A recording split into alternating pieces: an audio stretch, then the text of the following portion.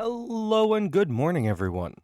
So, welcome. We're doing magic stuff today. It's been a while since I've done magic stuff because I've been sick during the starts of my weeks lately. Uh, but today I'm doing okay. My body is working with me today, so we're gonna go with it. I made the announcement I was gonna be doing some sealed stuff over here today, over on Twitter. My Twitter is linked below. That's where I post all the announcements about what I'm going live with, when I'm going live, uh, if I have people joining me, or the general plan in a vague sense, as well as I have DMs over there. So if you need to message me privately about anything, that is the best place to reach out. In addition, I have a YouTube channel. My YouTube channel houses all my VODs. So if you want to see some other Magic decks I've played, if you want to see some drafts at the start of Lost Caverns of Ixalan, or if you want to check out some drafts I did from some older sets, as well as all of my Brawl stuff, all of that is over on YouTube, so you can go catch up on it. Or if you just want to check out what else I stream, all that's over there too. Everything's sorted by game right now. I'm probably going to put more divide into my playlists, so be on the lookout for that. If you are watching over on YouTube, hi, I stream live over on Twitch. You should come hang out. I have a link to my Twitch in the description of every YouTube video, as well as a link to my Twitter, where I post my announcements in the bio of my YouTube channel. You should also hit the like and subscribe button, because those buttons, one, tell me that you support me, which I need all the reminders of support I can get. And two, it tells the algorithm, hey, I'm interested in this stuff, so other people might also be interested in this person's stuff. And that puts me on more people's main pages. So, ultimately, it helps me out, and it'll help you guys out by giving you guys the content that you want. That is all of my announcements this morning, so I'm going to go run some quick errands, mainly grabbing my coffee, grabbing my breakfast and stuff. And I will be back soon.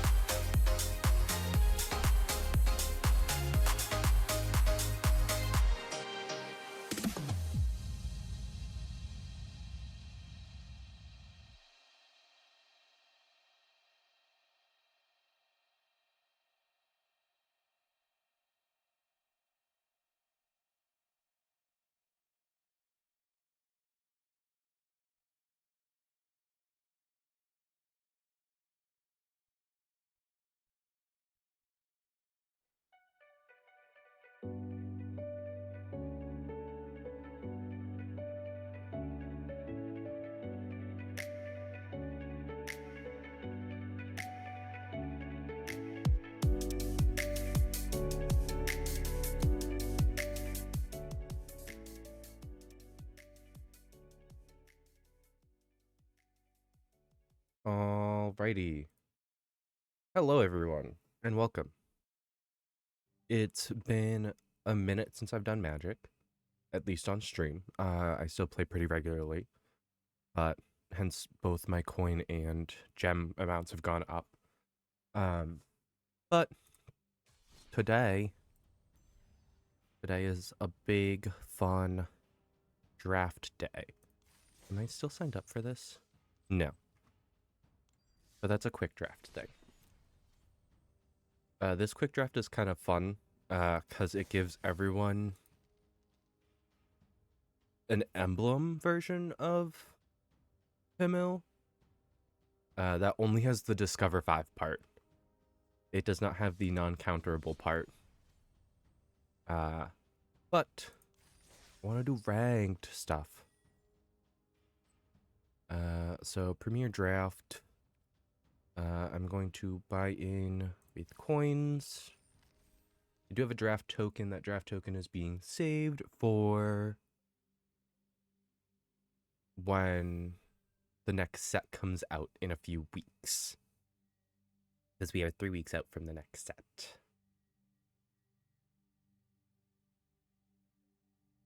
But while I'm in queue is a perfect time to coffee, have the second waffle that I made myself for breakfast.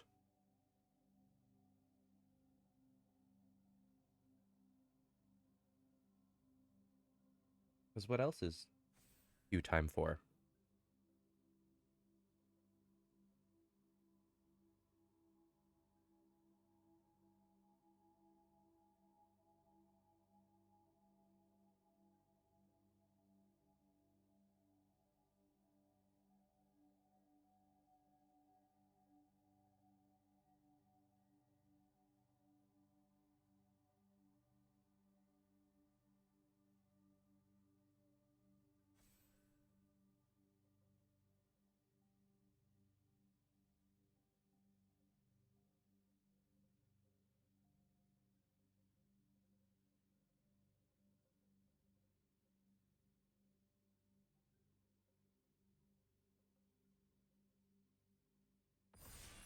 Look at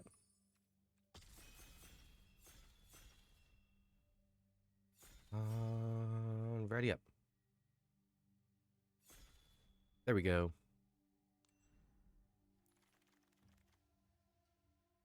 What are we working with? I have Rampaging Spiketail, Brood Rage, Waterlogged, Hulk.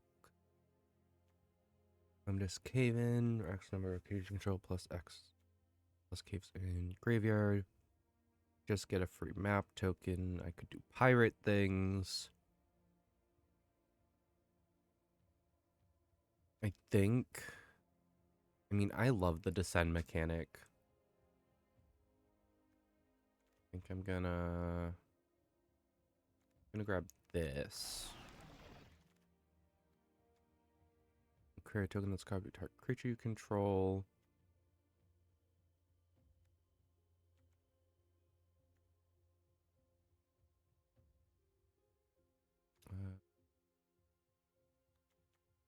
Join the Dead is nice removal.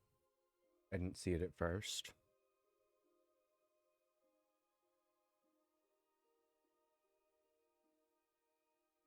I think I want to go... I guess it depends on what I hit. I mean, my instinct is always Sultai. That's because I like Sultai.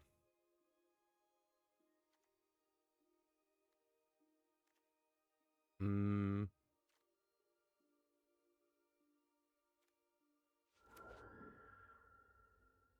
definitely sticking with mostly black cards at the moment. I don't want to pick a color too soon. But I think I'm going to end up picking green. Just because I know there's a handful of flyers in the set that are really problematic.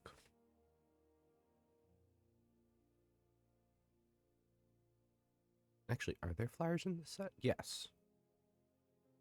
There's bats and vampire stuff that's flying.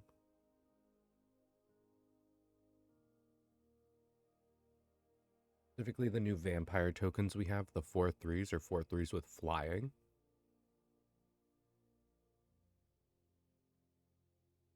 But they're also bat demons or vampire demons.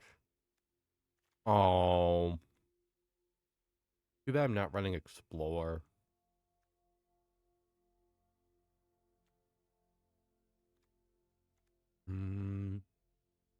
Get a card back from graveyard after milling myself? That sounds like a good plan. Buried treasure just is temporary mana plus a discover later. I wish I could make Jund, but the red mechanic is primarily the the discover mechanic.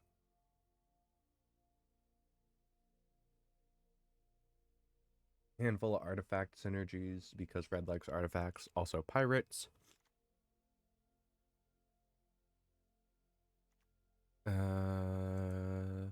Another return from graveyard. This is the better return from graveyard because this is return to battlefield for 3 mana. So that's a little victory.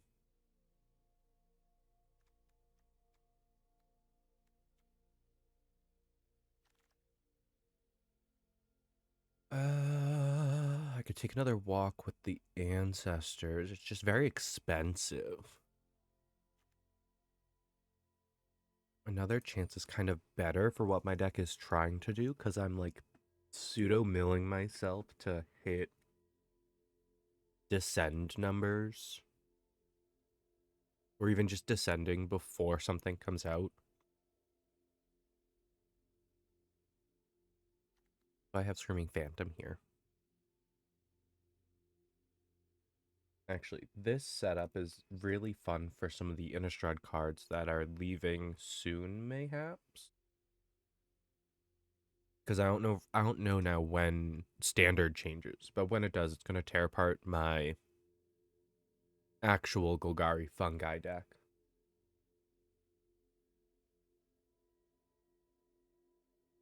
Or it's Golgari Self-Mill.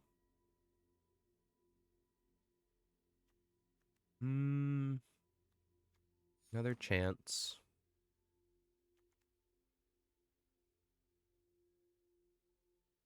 I mean, Walk the Ancestors is 2 spells for the price of 1. It's a return from graveyard to hand and a discover 4. But another chance mills me 2 and then returns 2. Up to 2. That's very important because technically I could use it and pay and select 0. But that's silly.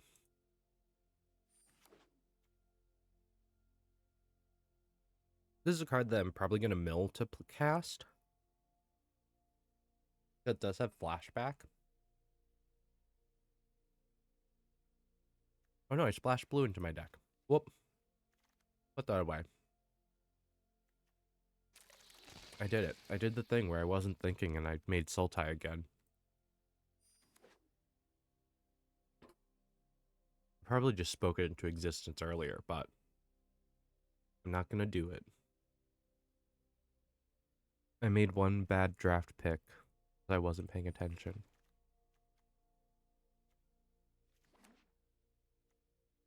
Actually, this is kind of cool because it does have the equip discard a card.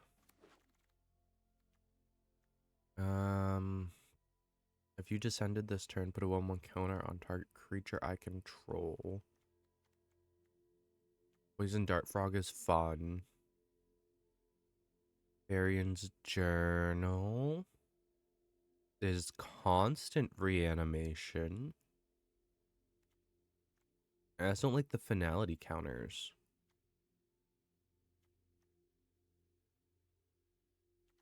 I think I'll just take the Poison Dart Frog. Because if I reanimate things, I don't want them to come back with finality counters.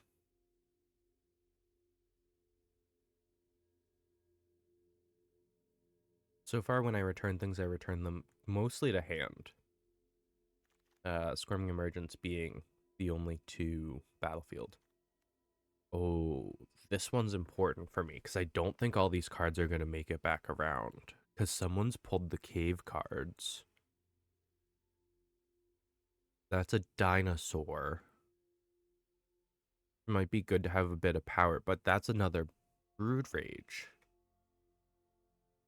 I have to go with the Brood Rage, right?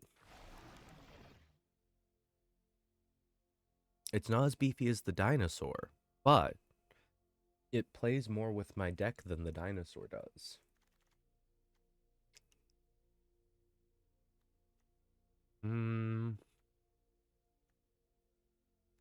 I like these Mays. Another chance is May. Deathcap Marionette's a May.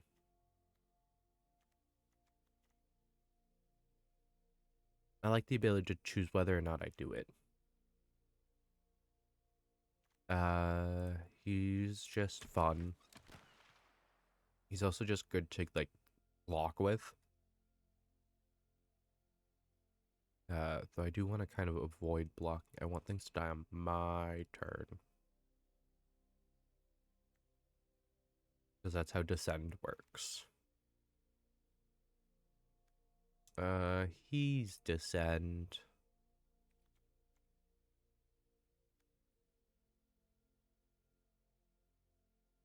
Bottom. Not graveyard. Huh, interesting. I didn't know that Colorless Cave existed.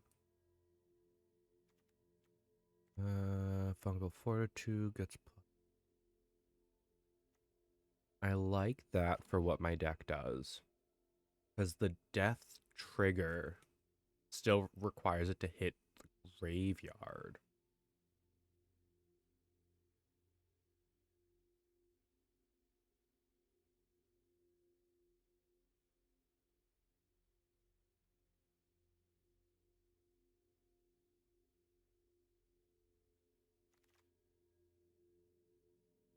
I'm running out of cards. Explorer's Cache actually might be good in my situation. Because I'm never really losing the counters unless things get exiled.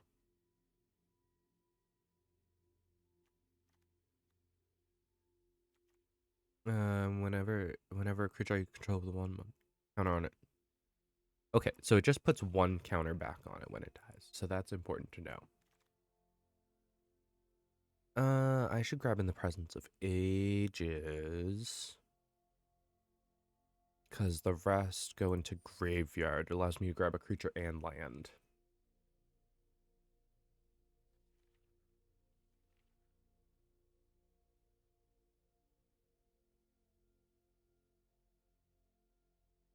I'm so mad at myself for grabbing a blue card earlier. I think the first mode's gonna trigger a lot on this.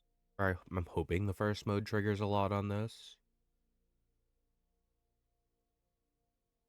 I don't really have a ton of non-permanents. 7 total. I need to close that so I can get back. Die, no. No. Thing I can sacrifice. Thing that... Oop. One of the boys. Asking Capybara because it cares about Descend. I'm shocked that I was able to grab this because this was quite a few cards into the pack. I bet you it was their pack that they opened. I could have also just missed him. No damage spell. I guess I'm animating lands. No, that's not the card I want. There.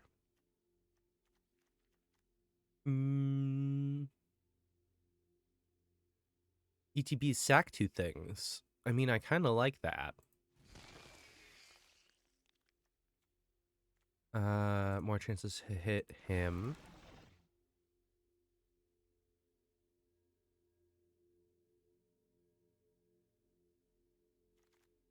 Not a fan of the 6 for a 6/6.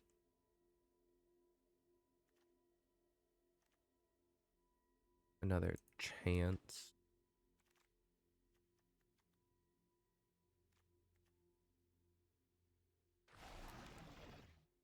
Cheap boys.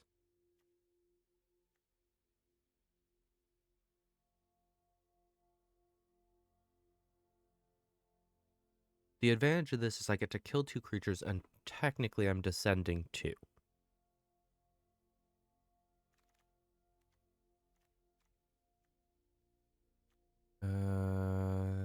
Deathcap Marionette. I'm basically going to end up with a full playset of Deathcap Marionette just from this one draft.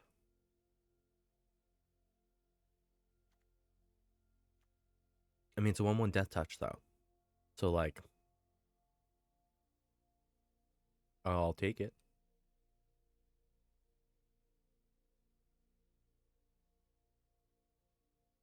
What I need to do is I need to read the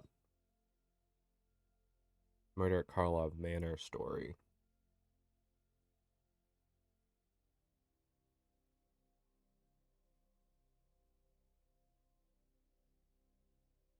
Because I've heard it's actually, like, good. I can't pull the third one. I mean, pulling the third one guarantees I play at least one of him every game. My concern is I don't have a way to... I don't have a way to sacrifice things. So I can't guarantee my... He's just fun. I can't guarantee my descends at the moment. Outside of the fact that I'm playing only permanents and I have a Screaming Phantasm, which is whenever it attacks, it mills.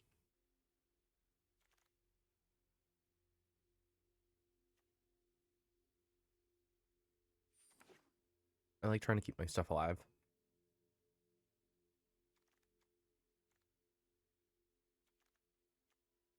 Just looking at this, I can probably get rid of this. I think ultimately I drop one another chance.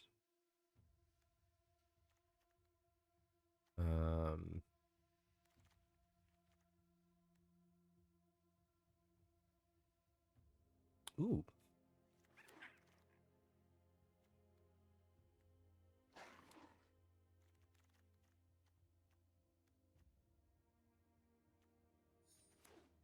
Having a destroy artifact spell, I guess, is kind of important. There's a lot of really good artifacts at the moment. A lot of really important ones.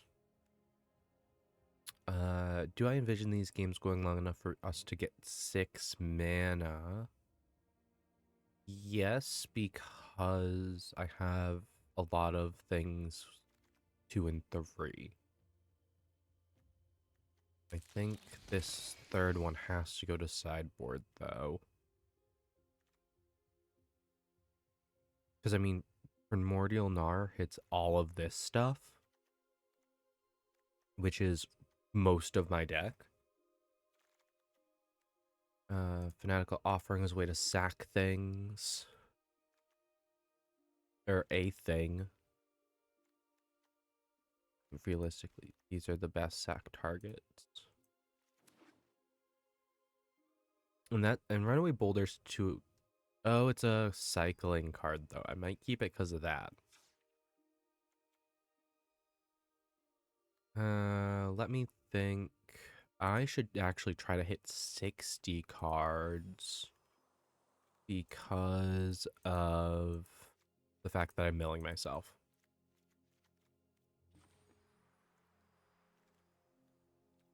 12. I'm actually still needing to cut cards. Even to hit 60. Realistically, I'm not putting enough counters on things to justify that.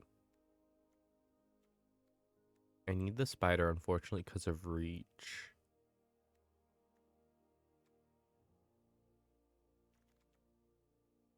I need to cut 2 cards. think I don't need the staggering size. And I don't need the poison. The Dart Frog's ramp, though. Right now, the Dart Frog is the only... I think I cut out a Gnar. Oh, I cut out 2 Gnars. I don't necessarily like the fact that I'm playing full 60 card. Gonna be real about that. But I'm hoping that because I am doing a lot of mill, that having 60 cards will pay off.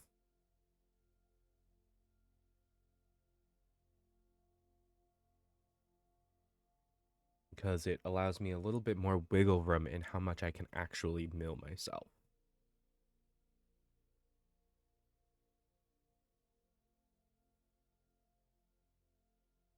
Gotta get that elbow space.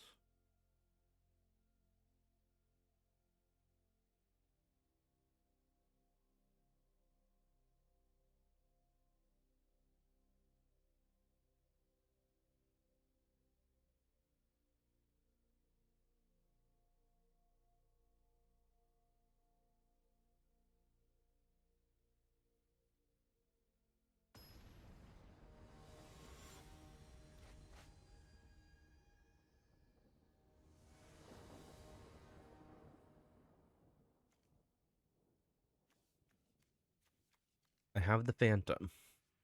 And I have a Skull Taker. I'm just not doing anything the first 2 turns.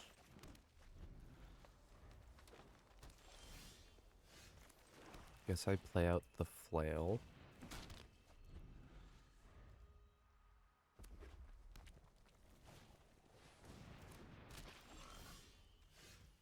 Dart Frog, Phantom.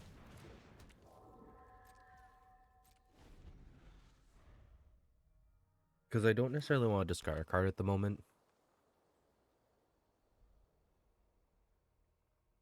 Because I have none of my stuff with Descend Out. But their Poison Dart Frog has reach.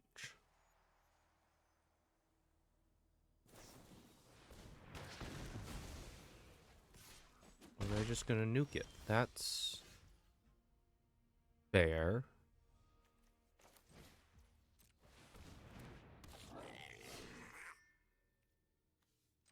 I'm just gonna discard this to make my guy a 4/3. That's getting bigger. I mean, they could hotly strike and give it Death Touch. But they're just gonna play a big dino. It's fine too. I don't have 2 black mana, otherwise this would be able to do wonders. But if I explore, I can get a land and force Descend.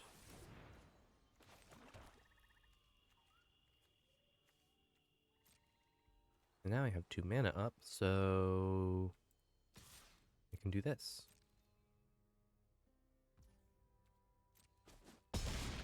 Oh, they didn't block it. That's cool.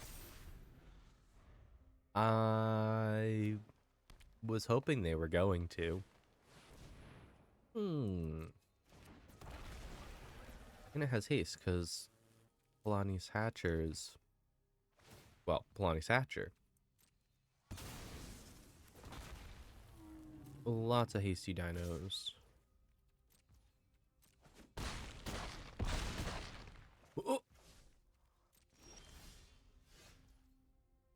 Oh! What do I do? What do I do? What do I do?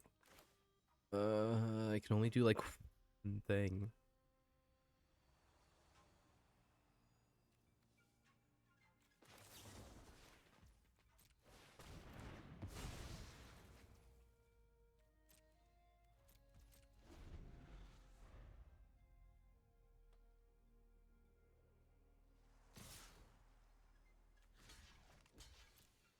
Sag.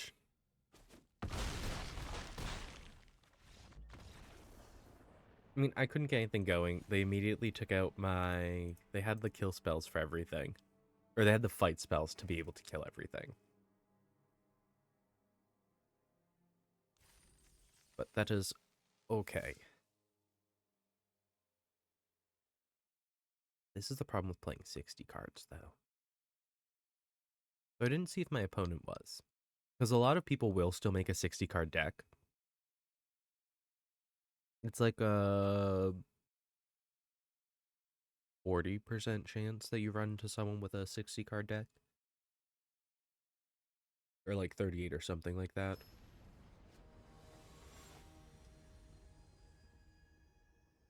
Somewhere around there. Because it is common to just take it and just go, oh, well, I want all these cards. I can have more duplicates if I do it this way. That's why I did it, really. That and my strategy of mill is a choice. They're gonna be exploring. I should expect them to have the legendary guy. I mean, I have a legendary guy, so.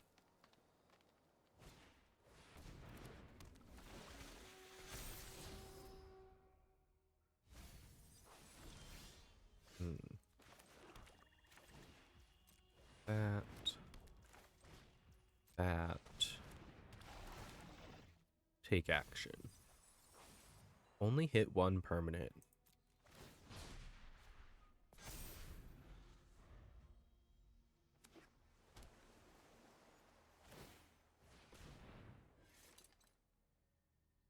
I mean, I could be ridiculous. I could play my other Akawali Seething Tower. Do they not realize I have Death Touch?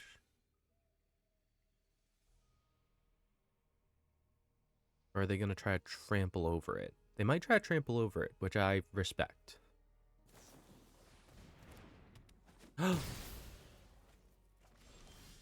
Okay.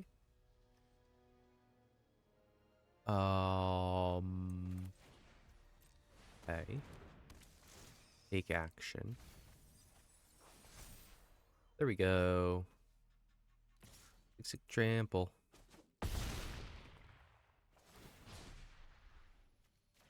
Make you bigger.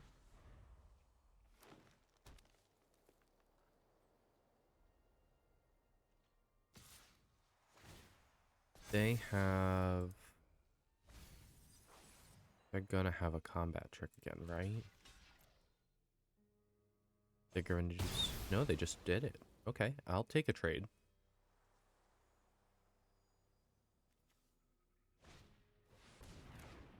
Map token.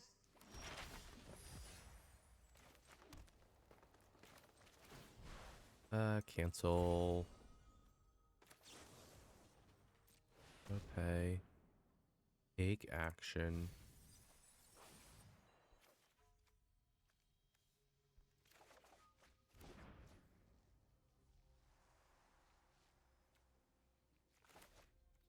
And I'm gonna play this.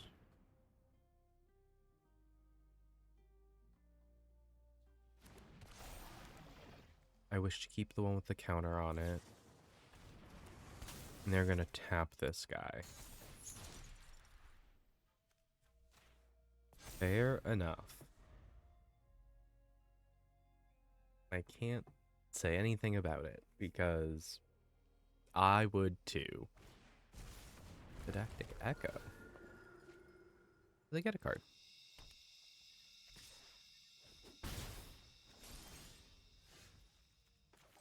Another land. Blood Rage.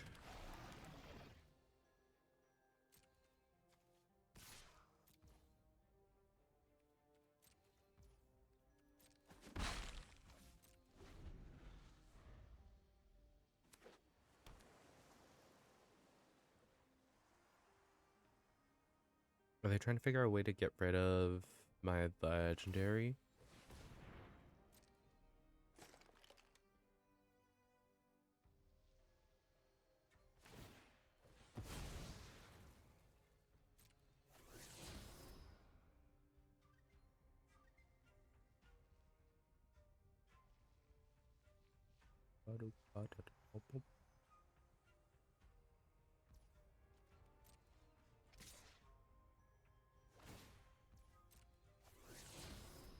Lots of explorers.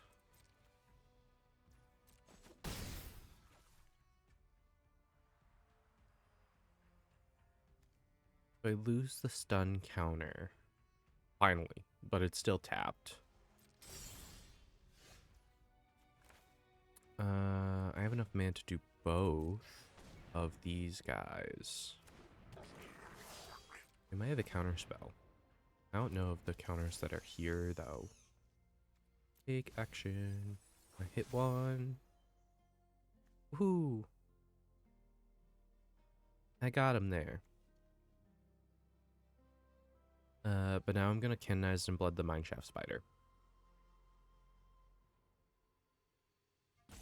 Because it's my reach guy. No. So that allows both of these two to get bigger.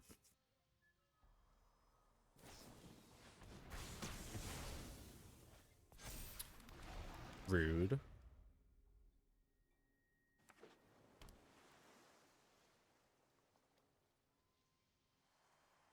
I'm worried they have another Lodestone Needle.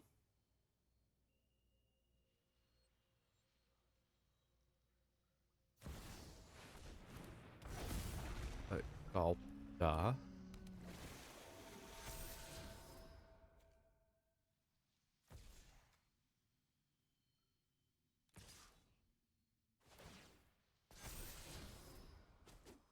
They're gonna draw another Watley's Final Strike, so I need to kill them this turn.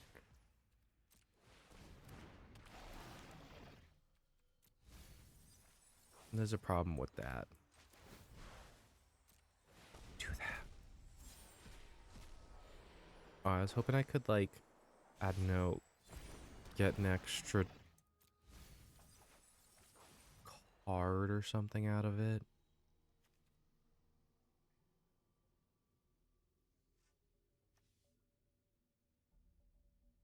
More than one creature, but Galta alone handles it, is the problem.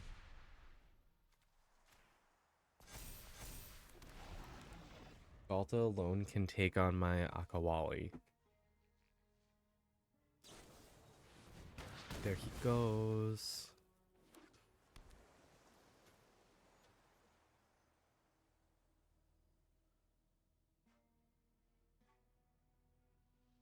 I have to take the 4 flying. Which is probably going to become 6, I would assume. They're going to turn the Deep Fathom Echo into a flyer.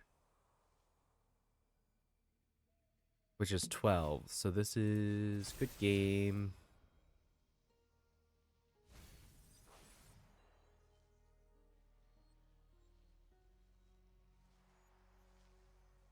I can kill Galta.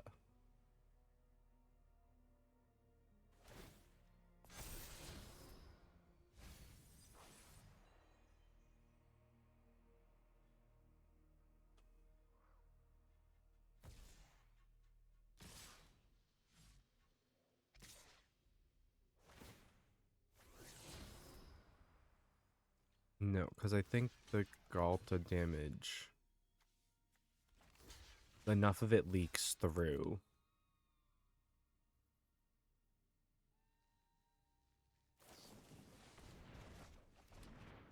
And that guarantees it.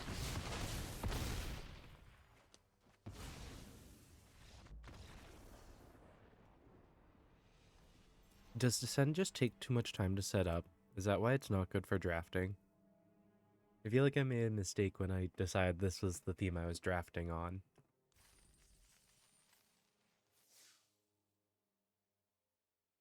Actually, let me pare down my deck a bit. Let some cards, see if I can reach that 40 mark. I don't think I can. Not safely.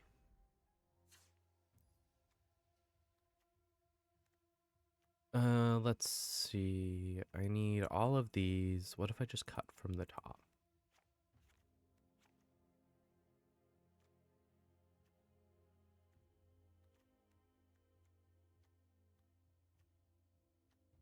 Maybe not a fungal fortitude. Get rid of the other capybara. 23 lands.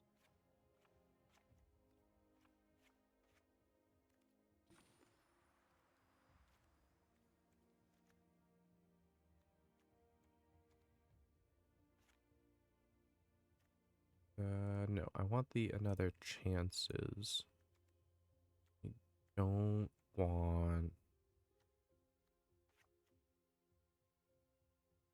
that. The over the edge. I want to cut out a lot of my instant sorceries.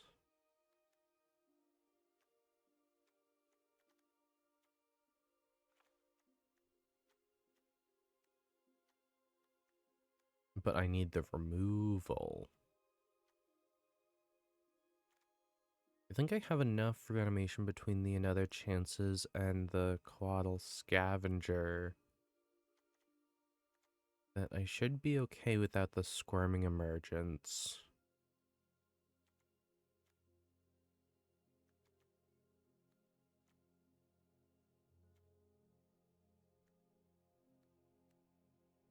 Maybe lose the Skull Taker.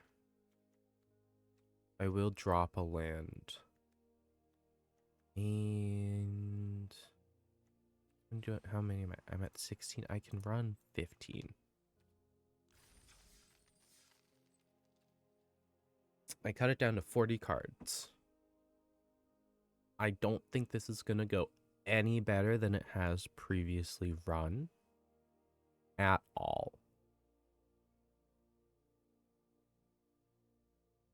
Just so we are all on the same page here. I do not think I have made the deck drastically better. I do think I am going to hit the cards that I want to hit more, however. So.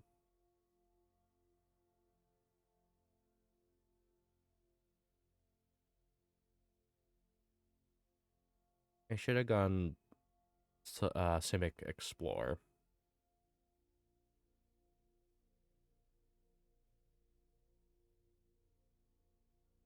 That form of deck is very fast.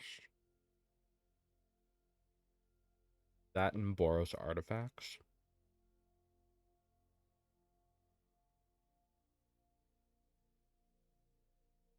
Boros or Hoodsaurius. I wouldn't run it as Jeskai though.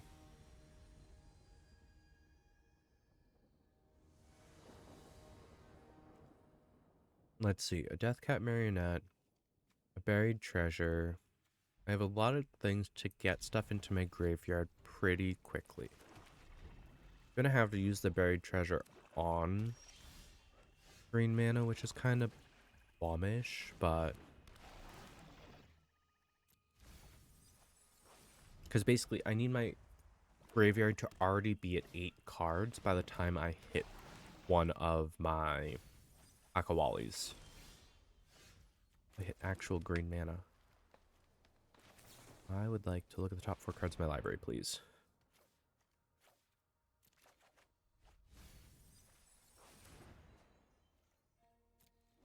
Big sad about the Canonized in Blood, but I wasn't going to be able to pull it with the card I cast.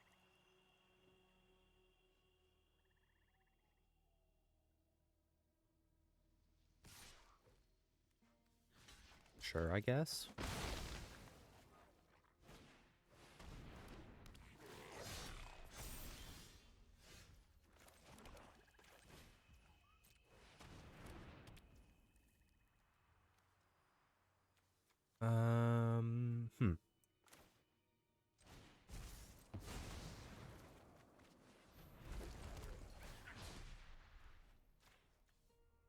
Oh, I should have pulled back the Canonized in Blood.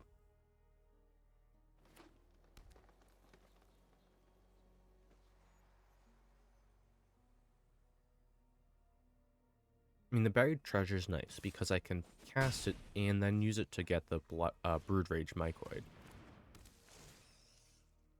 And I need something to help block that. 2 for that. 4 for this.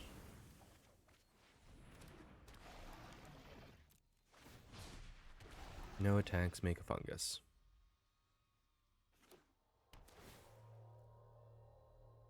Rip my buried treasures.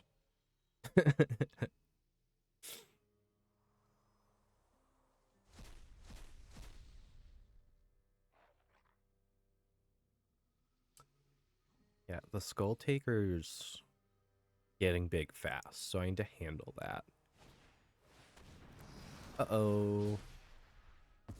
I'm gonna lose. I specifically did not take that card, because I genuinely didn't think it would actually be good. Hold on. I want to do this. Target this. And auto pay. Sacrifice that.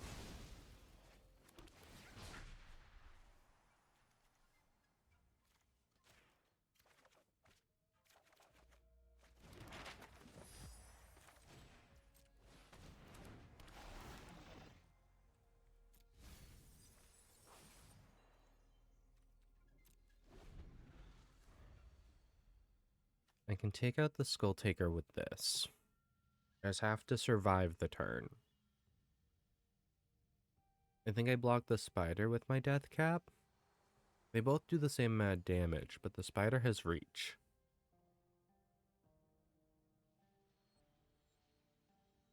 Not that I have flying in my hand. I think ultimately the spider is going to be harder to deal with. As 4.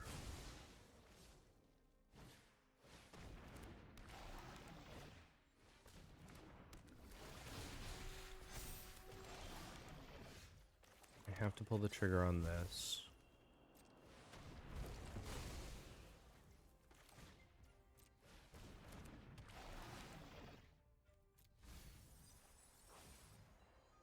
There he is.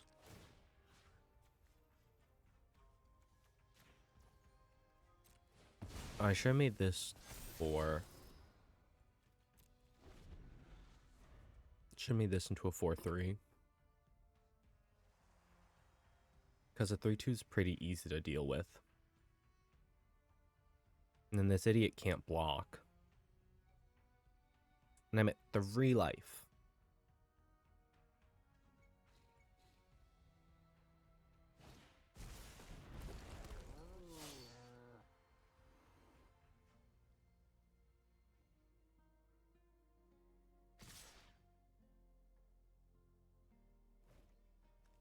I have to block them like this. I live the turn. I'm at 1 life, which is not a good sign. Because I don't have the sheer number of blockers I need. They have 1 more creature than I do. And this idiot can't block.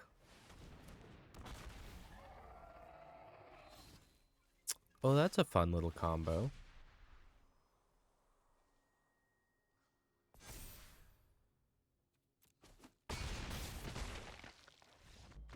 Again, cards I specifically chose not to take. It felt like I was looking at everything my deck could be, and it was all the cards I was like, I really don't think I need that in this deck. So, 0-3. I'm not sure if there's any benefit to doing a different draft at the moment.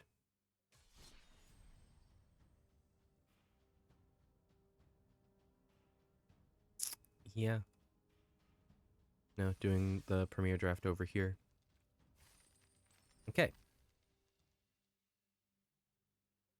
This is draft number 2 of the day. Hopefully not going Golgari Descend. I will try to not do that.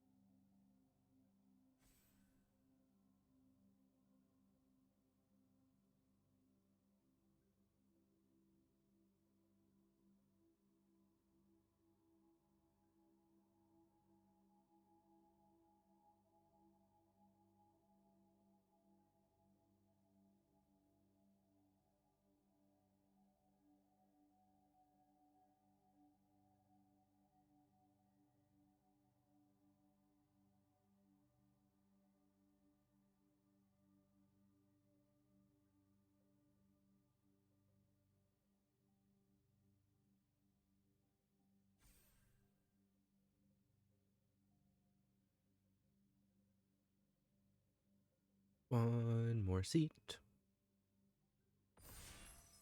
I wish they would update the queue time, because both queues have been a minute and a half, not a minute.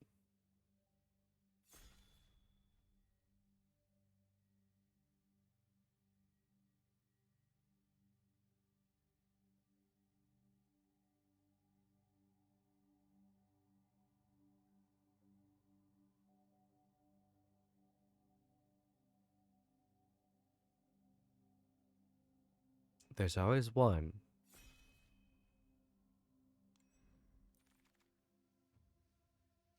Let's see. I am going to explore.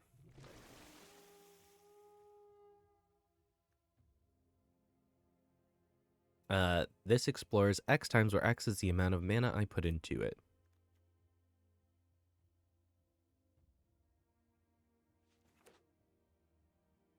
Explorer's Cache, that way I get... Because a lot of things will only end up with like one counter from exploring once.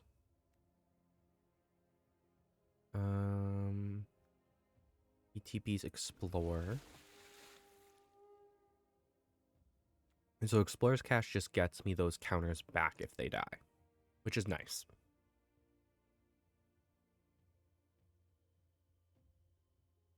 Simic Merfolk Explorer.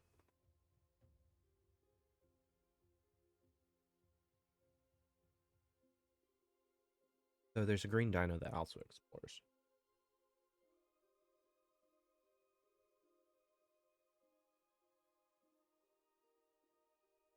The Axejaw Pathfinder.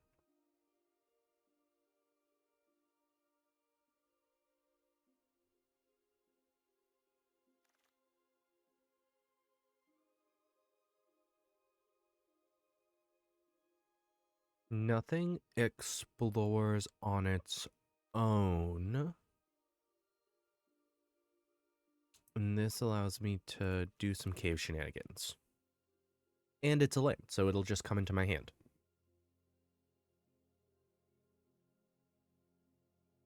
I would love to run into both the green and blue caves, at least one of them.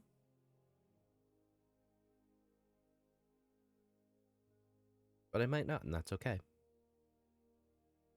They are non-basic lands, so...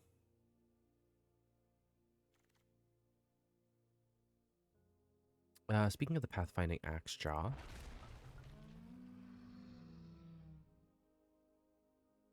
I did see the cave. I wanted the cave. But I took the dinosaur. Because I've learned my lesson. You need to have finishers in this game. In this format. You need to have finishers that you can get out quick.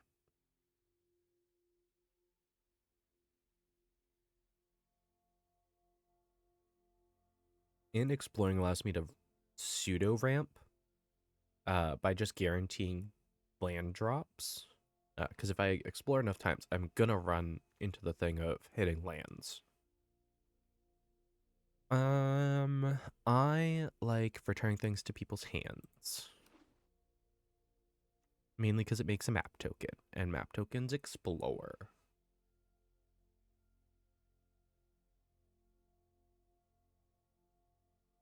Let me see. They're all stuck. Yep. Wow. There's always that one guy.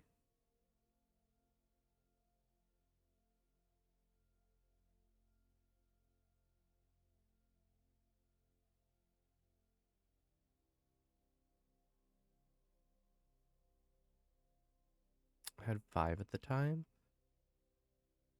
So yeah. Plus the 3 that were held up here. Yeah. This person's not making any of their own draft picks. They're letting the auto picker do it.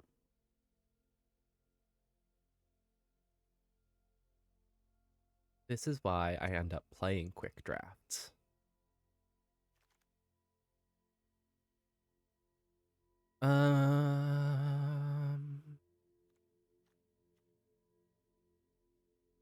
Land becomes dino. I can actually run that here. Because hopefully, we end up seeing one of the the legendary ones. The one that allows me to just drop lands whenever I explore and hit a land. The 2-cost one. I can't remember her name. But if I find her, things like Disturbed Slumber are going to be really good.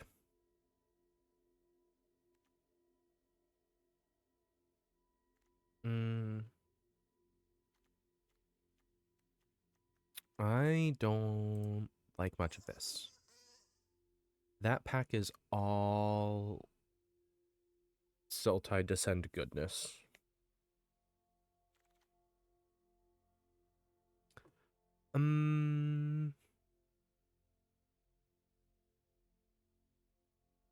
This allows me to ramp. Not a good ramp, but it is a ramp. And when I sacrifice a Volatile Fault, I actually get that at the end. 3/1 counters among 1, 2, or 3 target creatures you control.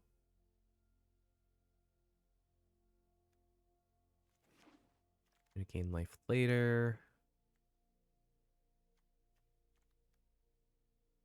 I don't want people having Death Touch, guys.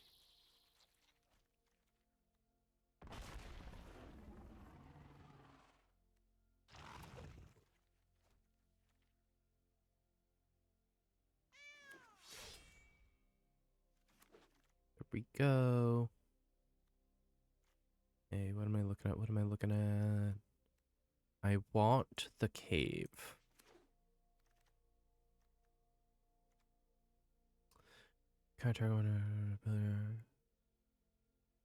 Ooh. Oh no, I lost the cave last time. I'm grabbing caves. Am I going to regret not taking Tidebinder? Yeah. Absolutely am. Because that card is amazing.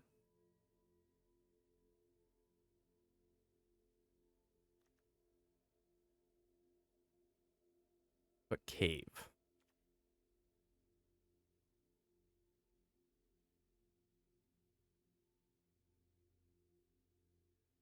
Caves in Merfolk.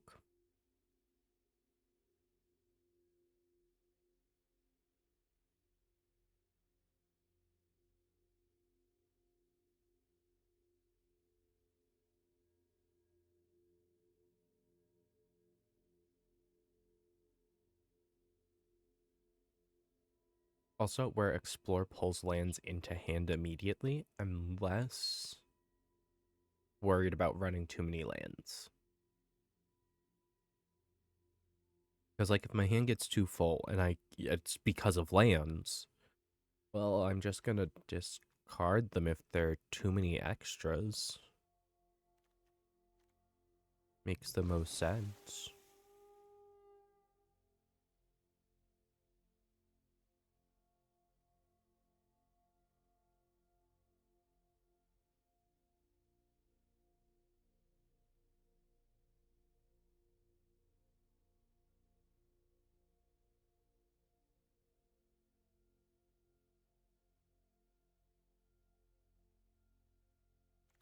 Boop, boop, boop.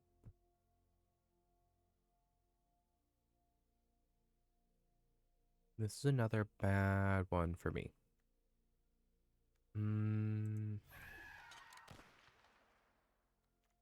I guess it's a flyer.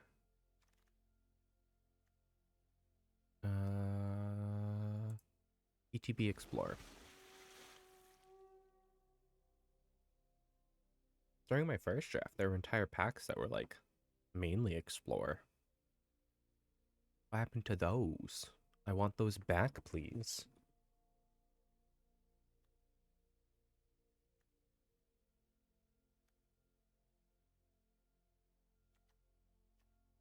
Map tokens. Map, map, map, map, map. Over the edge.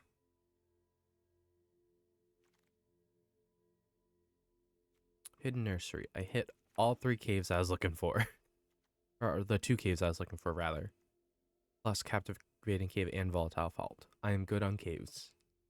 Yell at me if I pick more caves. Please. Somebody needs to stop me. I'm not even running a cave-centric deck.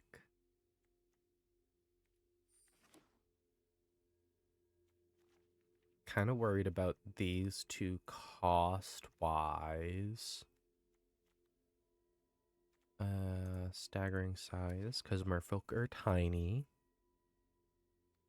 I think I have to get rid of the Brine Fang. I'm loving that my 2-drops just keep going. I don't want to see that dino.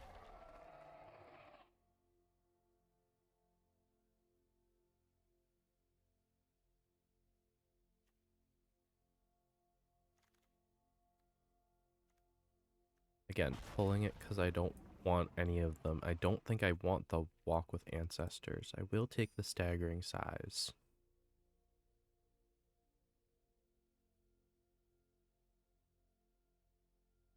I mean, if I'm finding I'm getting hit with a lot of removal, I'll put Walk with the Ancestors back in.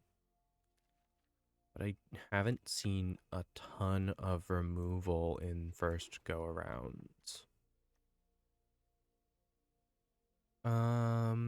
This one's bad. So what I'm gonna do is I'm gonna pull the thing that I don't want to see across from me.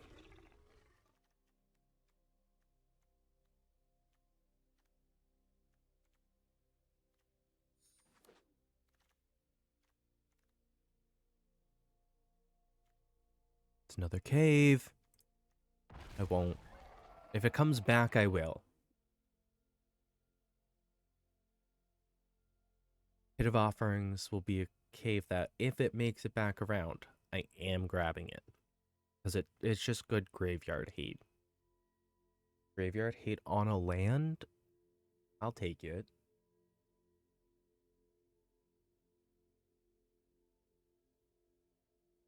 That's the first one I've seen.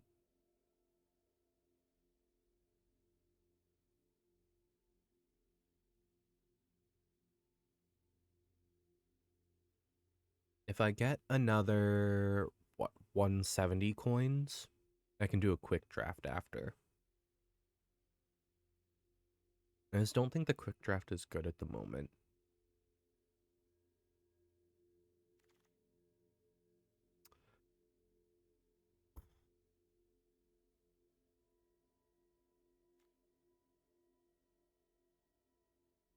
Cave back. Volatile Fault back.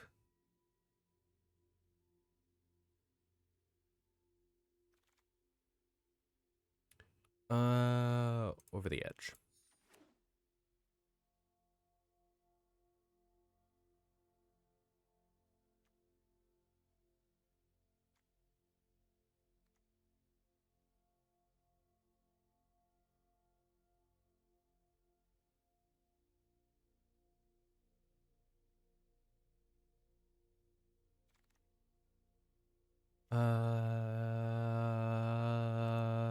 ETB Explorer. I already have an Explorer's Cache. Look at all of this Explore now. And why is it all green? I got nervous that I wasn't going to be able to look at...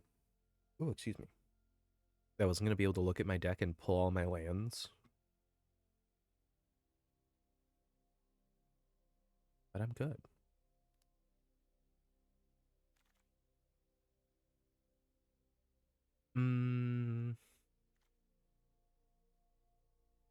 Draw 3, discard 1's not bad. I think for 4 mana, it's not great in this format. This card can just become a problem. Actually.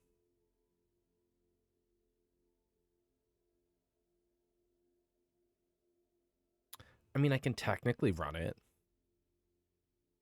If I'm exploring all the time.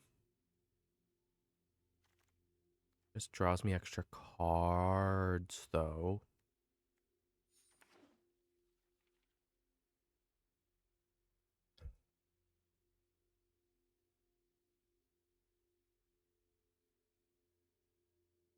I wish I had access to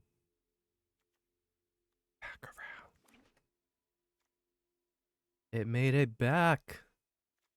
What was I saying? Oh, this card. I wish I could run it. It just doesn't make sense to.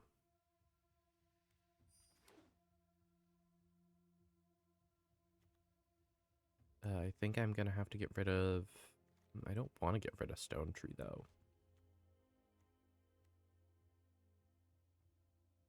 I think I can cut a staggering size out. Runaway Boulder, immediately cut.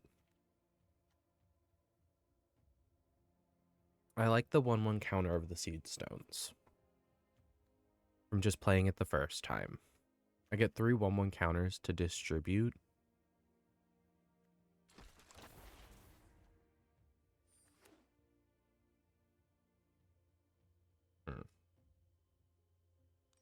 I'm not exactly as happy with this draft.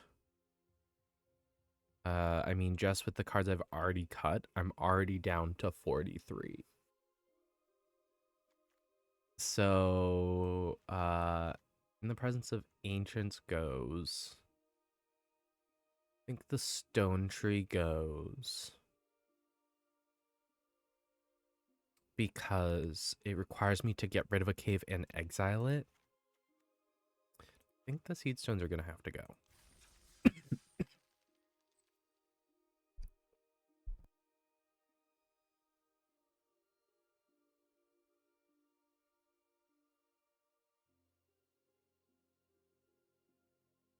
I wish I had built this deck the last draft I was in.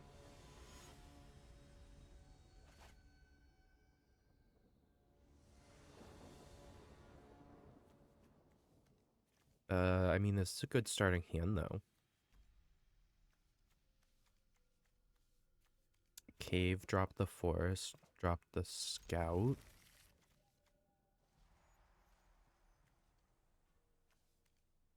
Also, Glimpse of the Core allows me to just sacrifice these the moment I hit to the 5 mana, which is very exciting.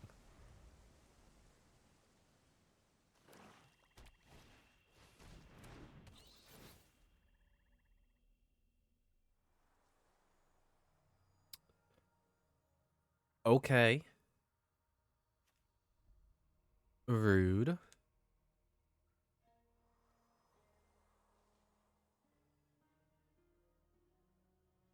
Are they going to take my River Herald Scout or my River Herald Guide? I don't think they'll touch my artifacts. They might touch Glimpse of the Core, but I don't think they will. Yep.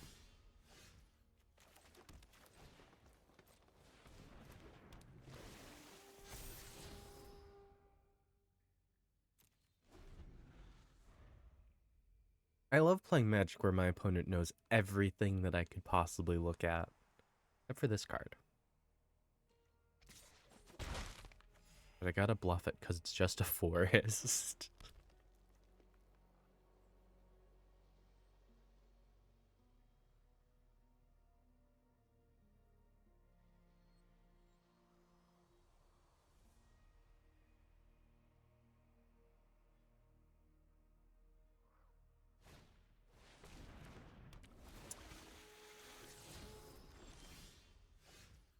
What is their deck doing?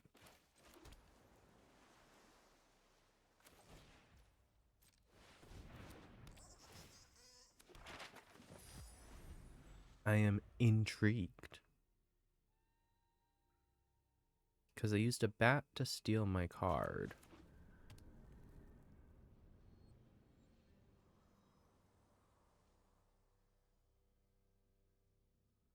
Which I'm a little peeved about.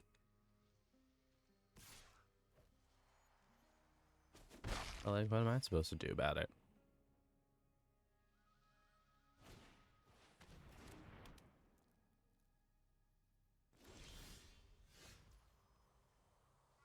Okay, I'm gonna do that.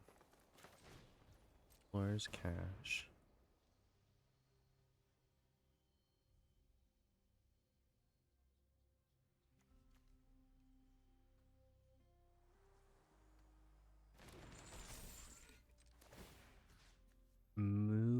a counter.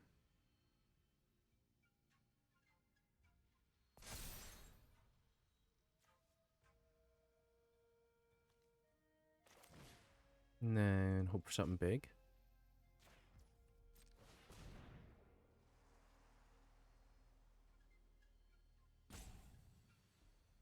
Because getting 2 counters on it here, which is what I'm hoping for, makes it big enough, yeah, to survive.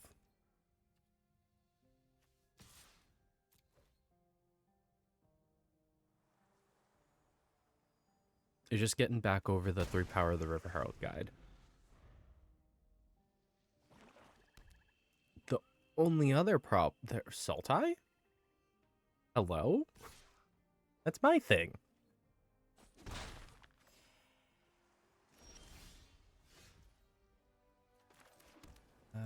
Boop, boop. And I don't have the mana for that yet, which is sad.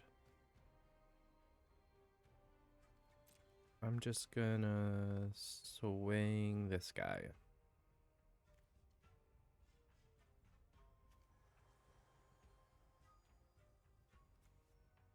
Because this dino has reach. But it's only until end of turn. So I think what I'm going to do is I'm going to turn the cave into the dino. Just in case they manage to kill it.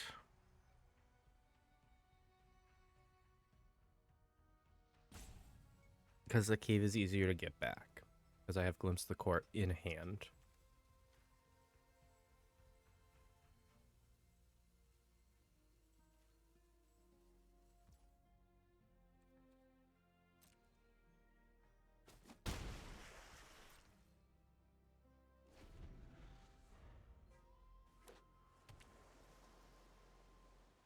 They could have a counter spell. They have a lot of mana and they're not doing anything either.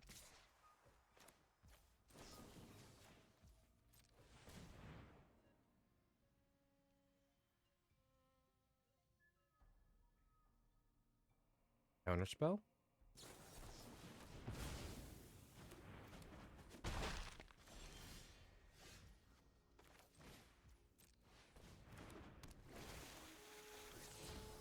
Well, it's a land.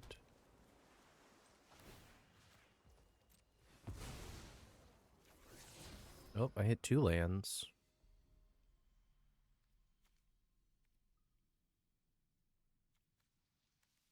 Ow. That sucks. Anywho, I'm just going to swing big. Oh, look, a counter.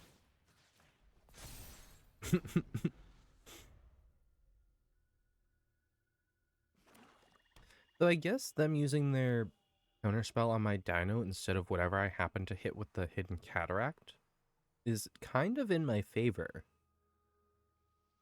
Because I could hit some pretty big things. I mean, I hit pretty much everything but my Axe Draw. I think there might be one other card that's more expensive. I'm going to do this.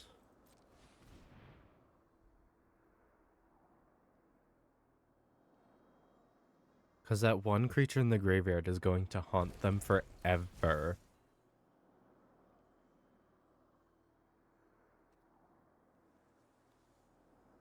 Yeah, because it's not cards in my graveyard.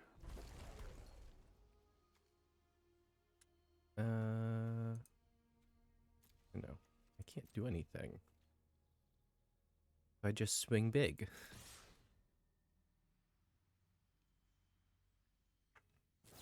Kill spell? Kill spell.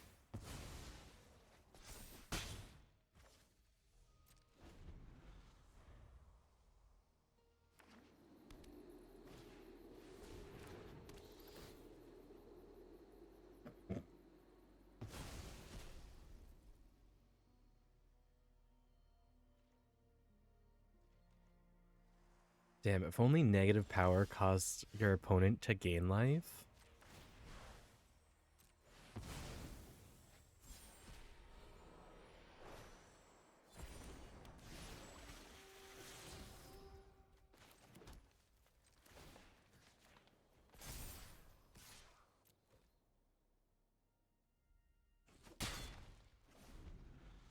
I swing for 2.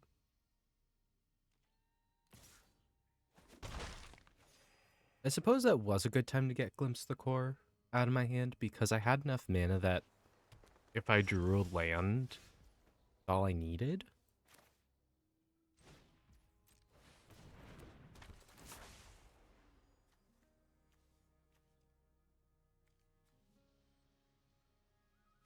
Mm.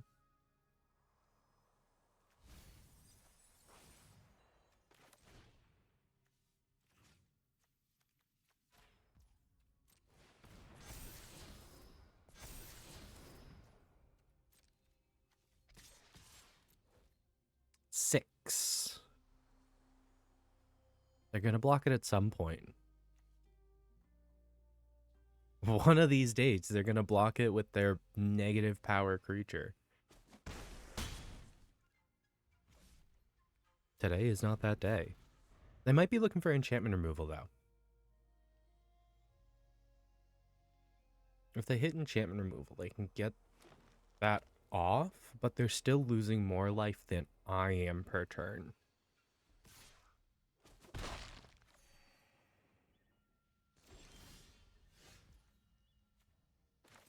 You know what? I would like my cave back.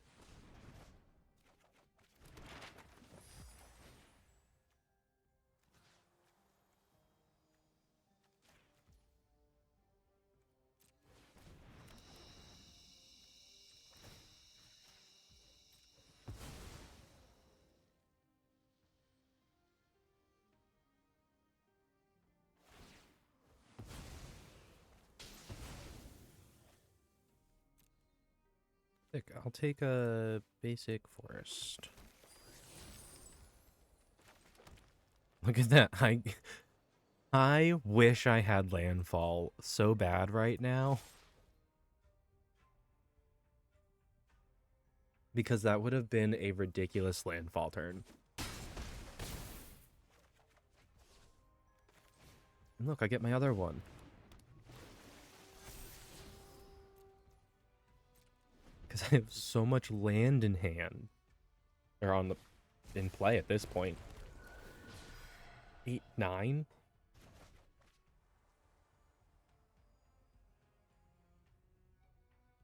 What if I discover or I explore 8? What do we think my opponent will do about that?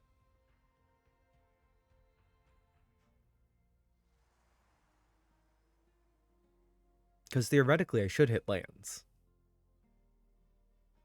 But there is a very real possibility that number 1 could be a real card. Oh no. No. Stop making it bigger. 5, 6, 7, 8.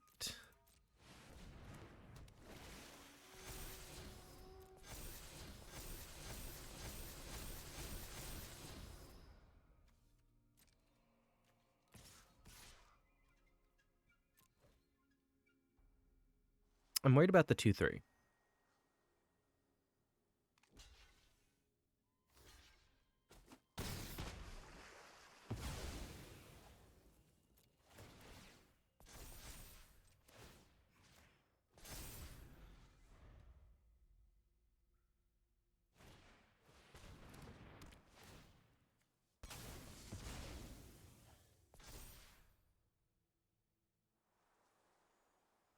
They can transform it and start gaining life back, and that has me upset. Because I've never been able to craft something the moment that it comes out. But both of our decks are grindy as hell. The only benefit right now is the fact that they can't swing at me. I really need to give that guy trample.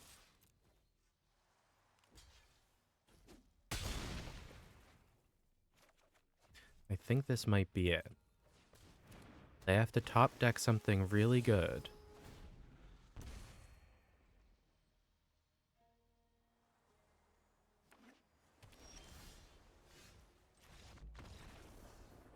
I won. I did not think I was going to win that. Especially with the game started, it was not in my favor. But hey, a win's a win. Duck it out.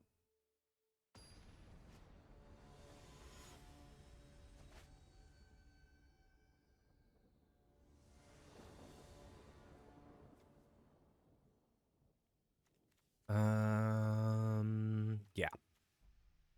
Nursery. Probably drop the island. That gives me the 2 mana to work through the next turn.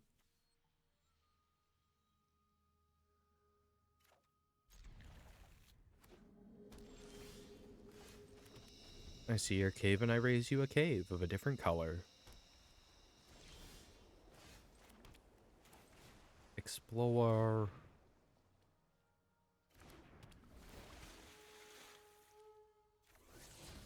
Damn. That sucks. That was a great time to hit a spell, not so much the land.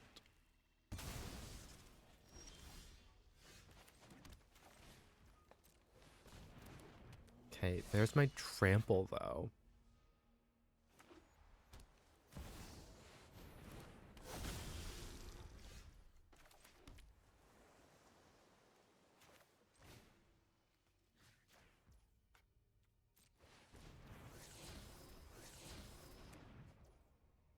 Do you ever just feel like an idiot?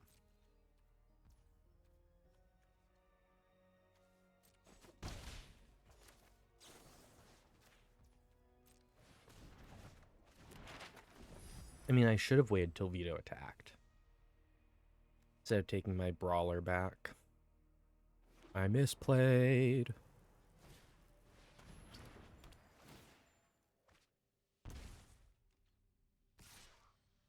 Does prevent them from using Tithing Blade to kill it.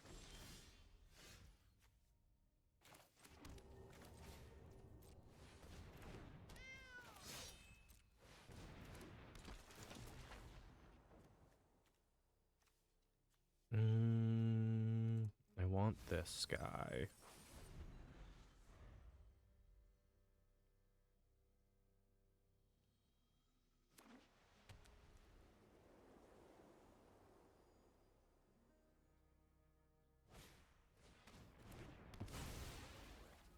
Okay. We're gonna put another dead weight on my brawler.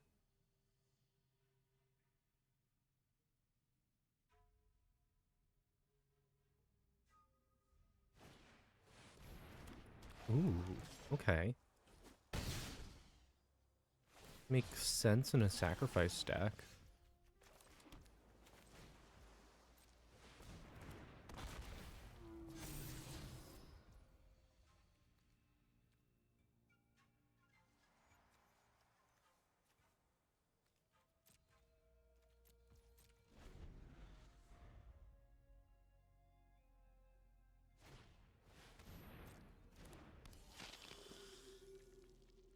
Not in an ideal situation.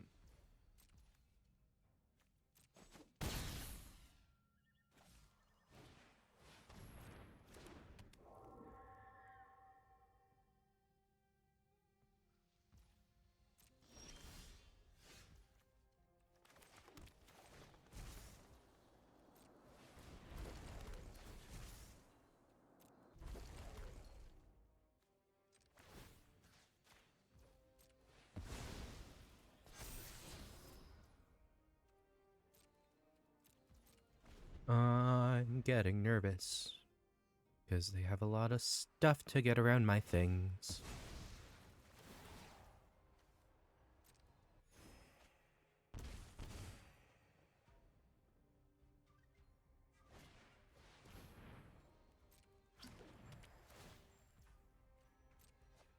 I'm already at 7 life.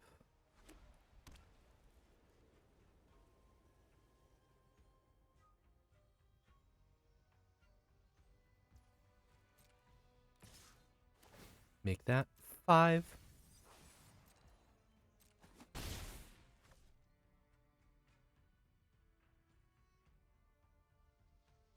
This is going well.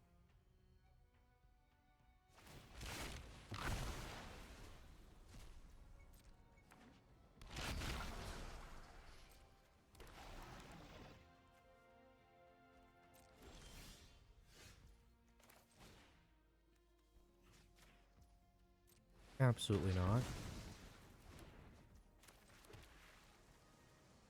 I want to do 3. I want to do 2. I'm going to do the 4, though.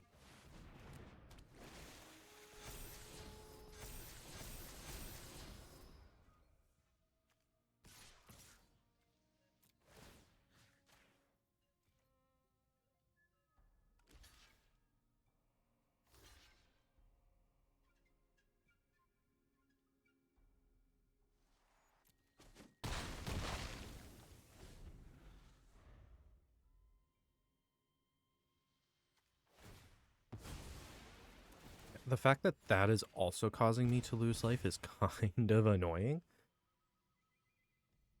If they sacrifice either their caves, I lose. Yeah, because they can do the 2 damage to me via the Screaming Phantom.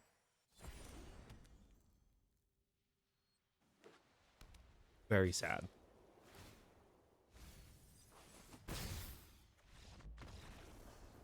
Flyers. They're awful sometimes.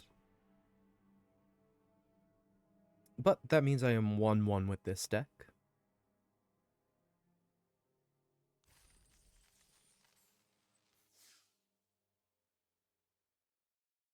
One win, 1 loss so far.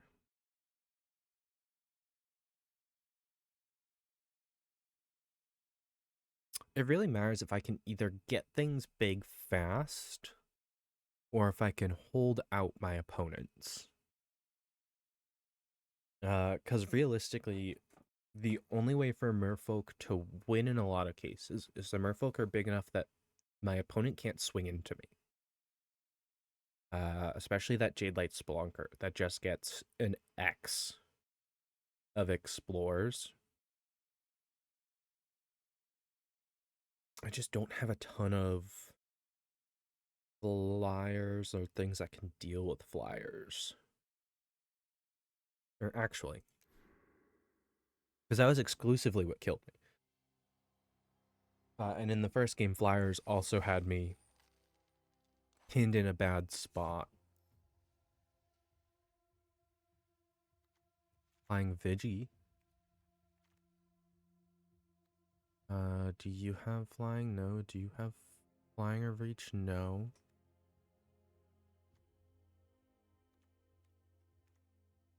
Flying Vigilance is good. I wish I could do that.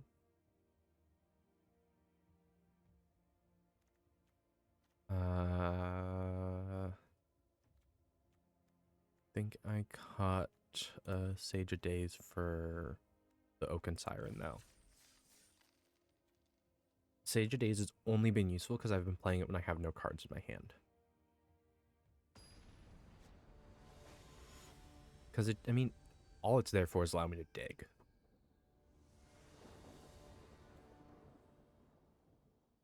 I'm sad that Jadelight's in my opening hand.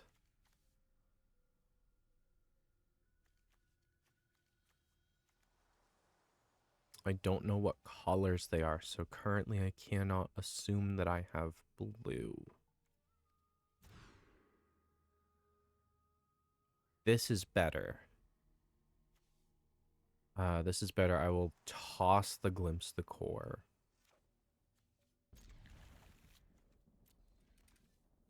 Gonna be sad because Jadelight's probably only gonna get 2. But hey, 2 is more than most creatures get to explore.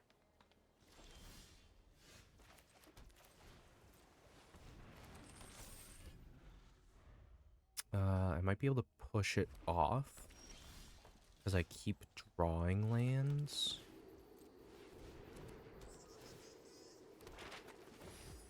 So if I can continue to push it off and put pressure on them with this Cartographer's Companion.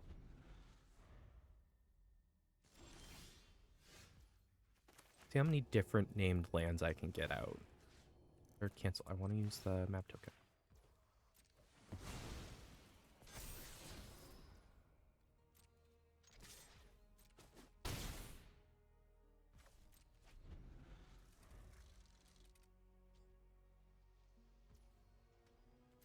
Cartographer Companion Supremacy? What is happening? I should throw a basic forest down just in case they start blowing things up.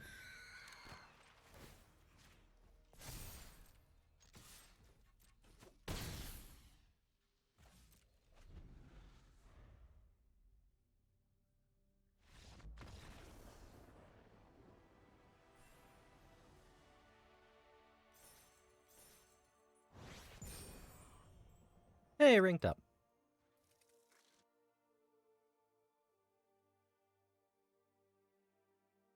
Now bronze 1.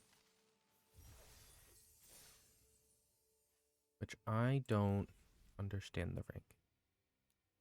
Is limited. You get more. No, the rewards are the same the higher you go. I just want to see how the numbers progress. I think 1 is lowest. Yes, 1 has got to be lowest. So,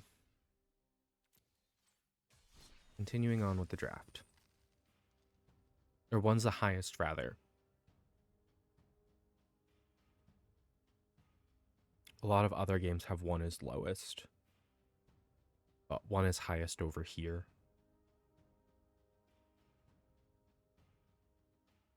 I think both Valorant and Fortnite have 1 as lowest. I could be incorrect though. Valorant might be 1 as highest as well, and Fortnite just might be the backwards one. But I've played more Fortnite than Valorant as of late. Though I have been playing Valorant too. Window licker. Turn 1 C-Note Scout.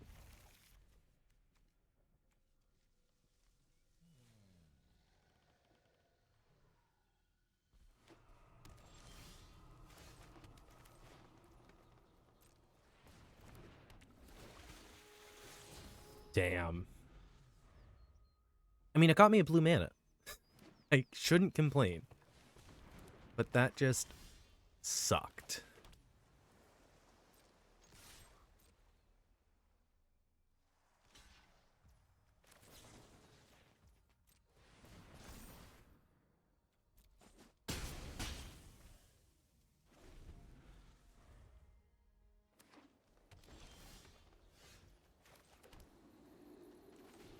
Explore.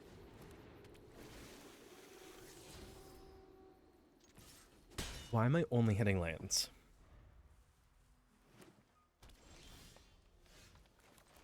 C-Note Scout again.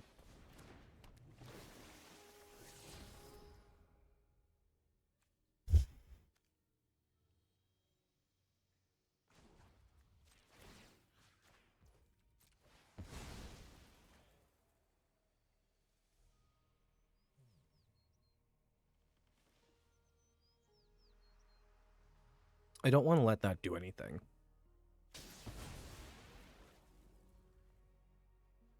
The only downside is they get a land and I don't. And I probably just fix their mana for them. In fact, I'm pretty sure I just did.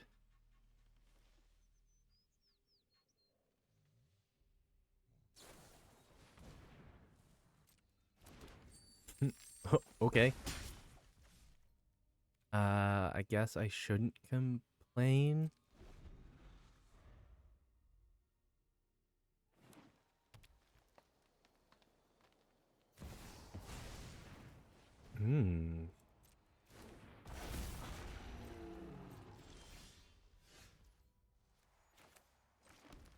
What What if I have this explore twice?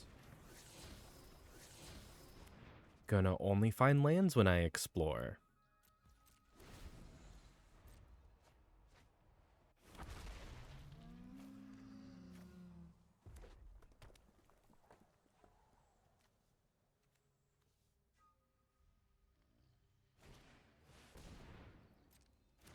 Okay.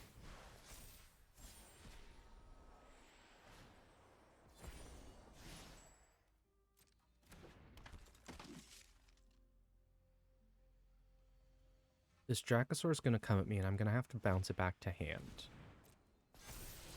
But I need them to keep doing stuff to it. It just keeps getting scarier. Come on, tap it. Yeah, there we go. Turn it sideways, please.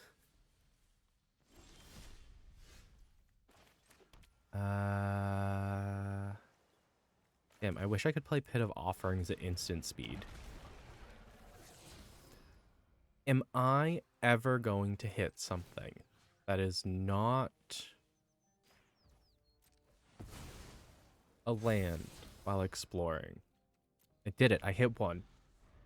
Oh my god, I hit something that wasn't a land. My library has been halved because I keep drawing lands.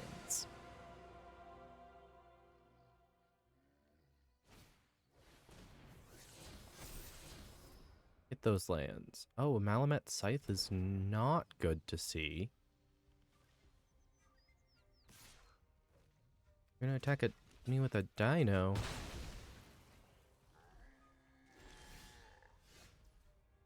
Okay. Hidden Nursery.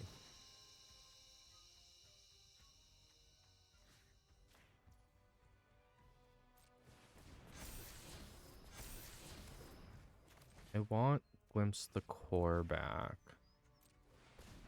Or I want Volatile Vault back. Because they don't have enough to recast that. And if I destroy it as a land, doesn't it just stay dead? 6, 7, 8. And right now they're looking at doing 2 damage to me for free.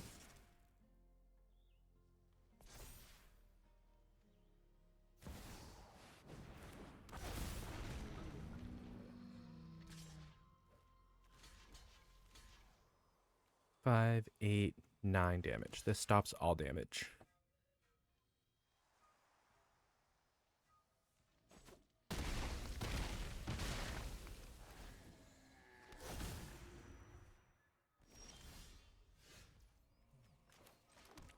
Aww. I should have waited to do that, then do the Pit of Offerings. Now that it's eggs, now that's in their graveyard. I messed up.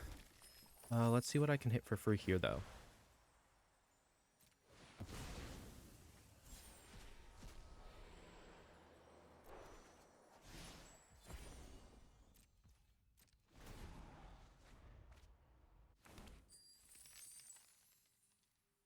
I'm so upset.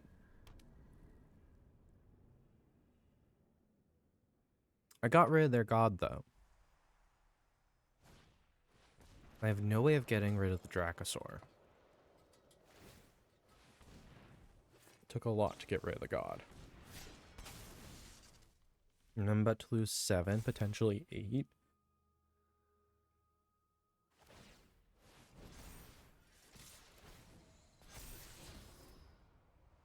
I'm losing 11.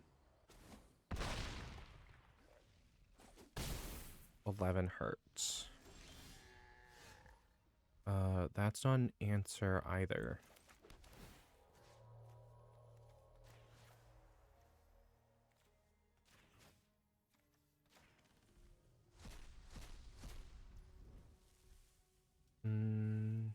Explorer's Cache. Photographers.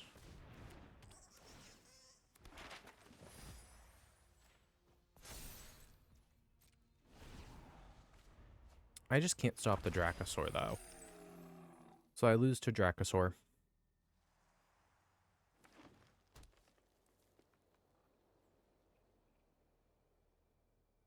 I even put flying removal back in.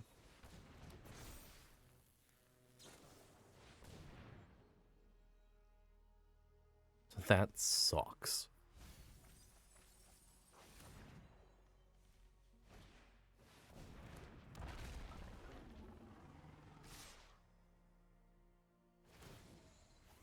Yeah, because it says it must be blocked if able.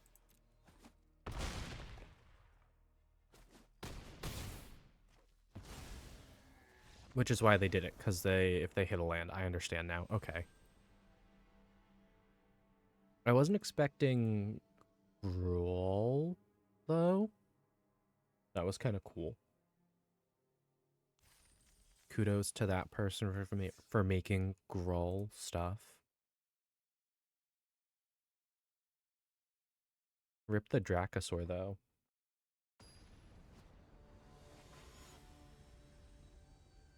The fact that I have every source that I grabbed of flying, reach, etc., and I have as little as I do is sad.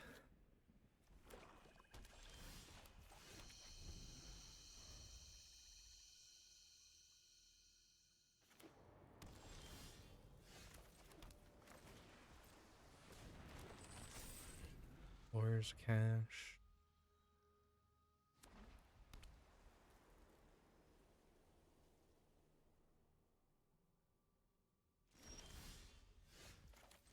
Photographer's Companion.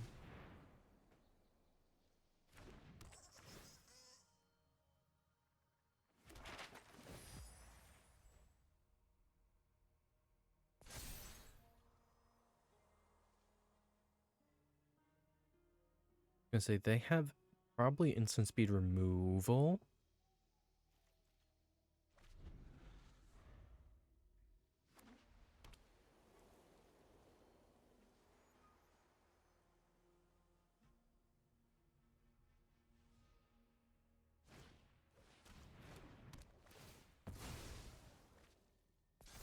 Oh no, I get my 1/1 counter back. This guy's a big deal, though, if he lives.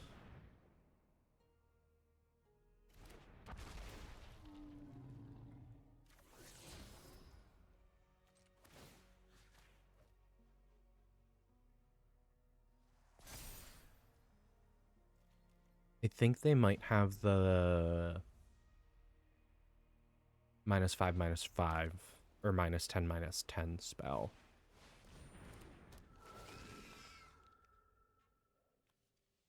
We draw a card if there are more permanent cards.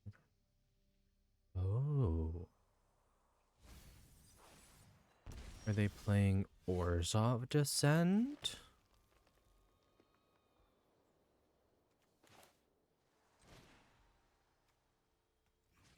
Explores and then explores again.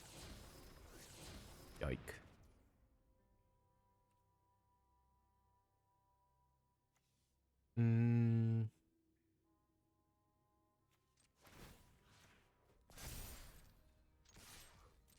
I want to make it so I can attack.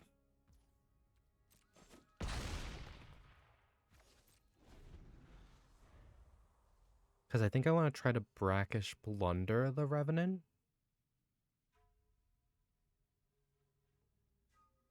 I think that's in my best interest here. Oh, they're not going to attack me with it. Just going to keep doing this guy until he gets blown up.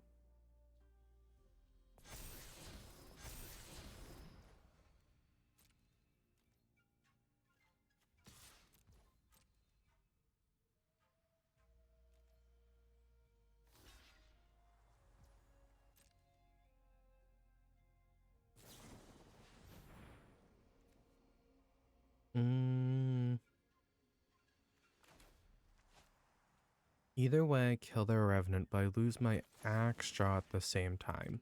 I don't want to do that. I don't actually want to trade my Axe Jaw.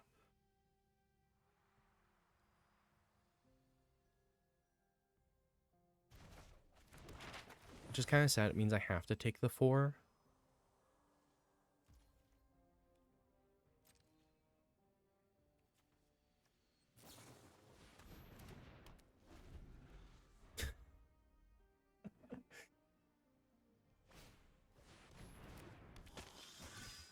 There's another creature.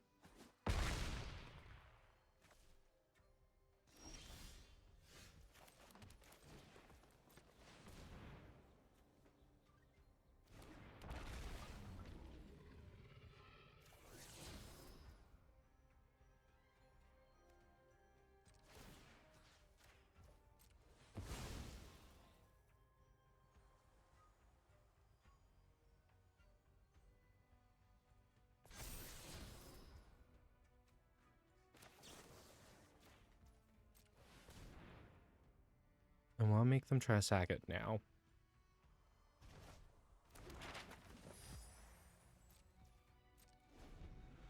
They didn't. I'm actually kind of shocked.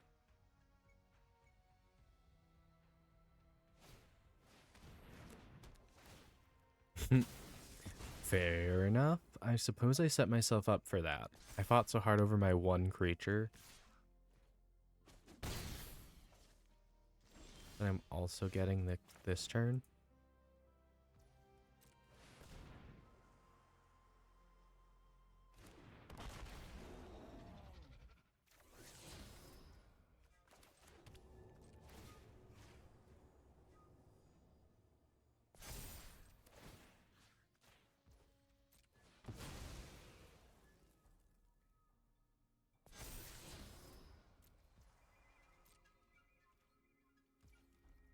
A 6/5.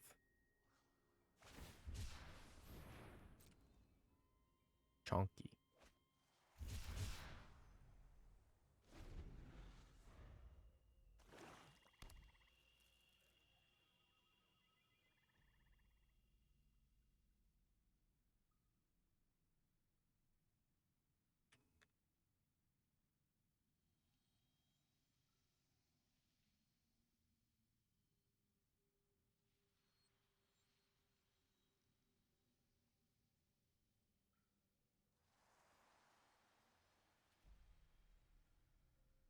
See, if they try to Tithing Blade me, I can Disturbed Slumber. Or if they try to, like, force me to sacrifice this Finding Axstraw another way.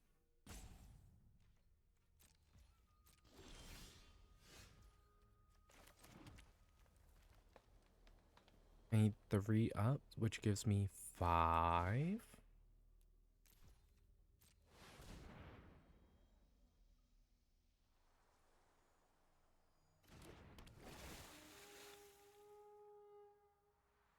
Come on, hit a spell first card.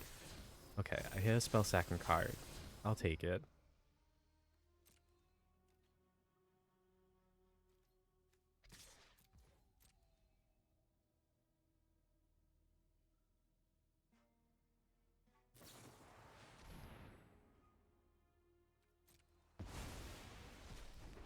Well,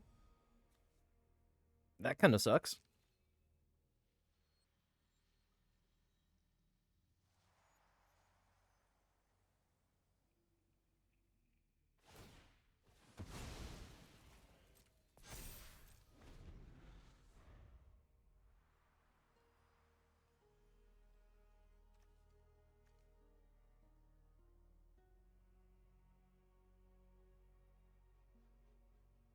We have even amounts of life.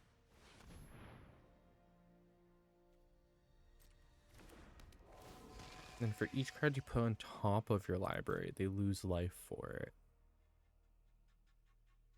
Come on, keep both cards on top.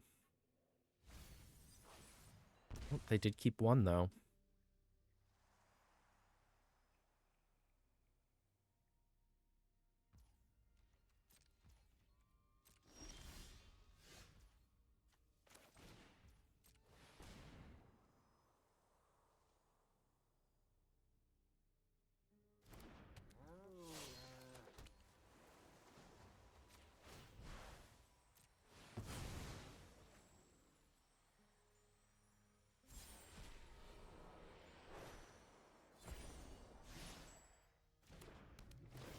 Come on, can I please hit a non-land card? Thank you.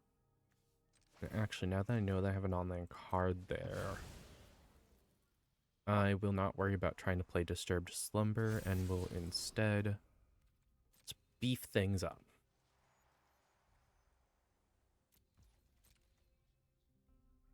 Very nervous that the Starving Revenant's at 6 cards, though.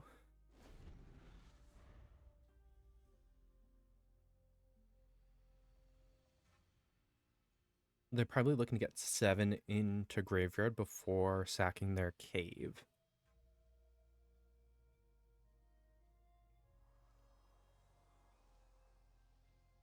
They could be trying to search for Veto. They might actually have Veto in their deck.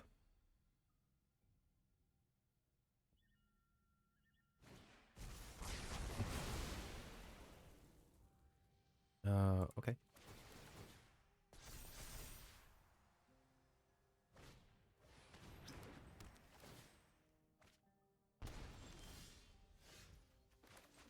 Okay, let's see.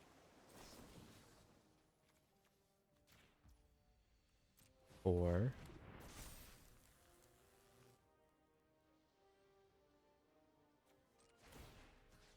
Five.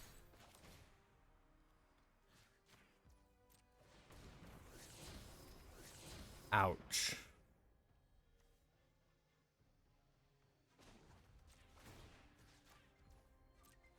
Seven. Got there. I forgot that that land gave 2 counters, and I also 100% thought their life was 8. So I misread their stuff.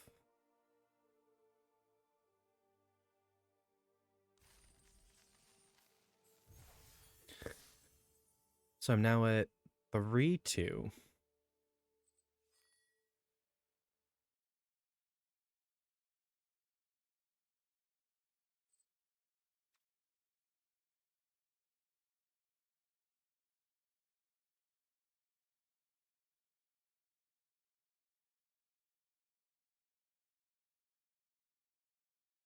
So I am doing fantastic. Technically,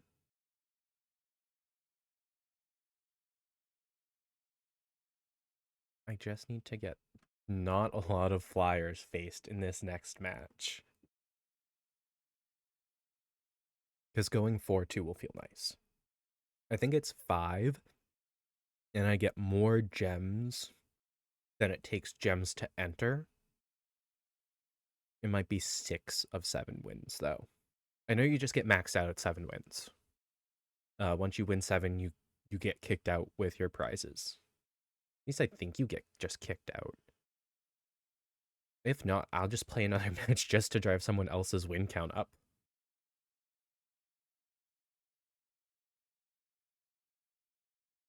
But I think you do just get kicked out once you hit 7. I don't know. I've never done it before. Be super, super cool if I could. But I'm probably talking it out of existence.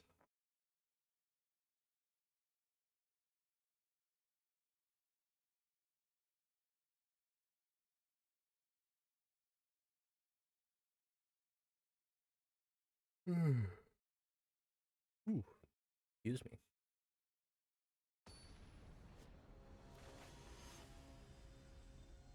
A Shieldred avatar. A gold player. C note scout. C note scout.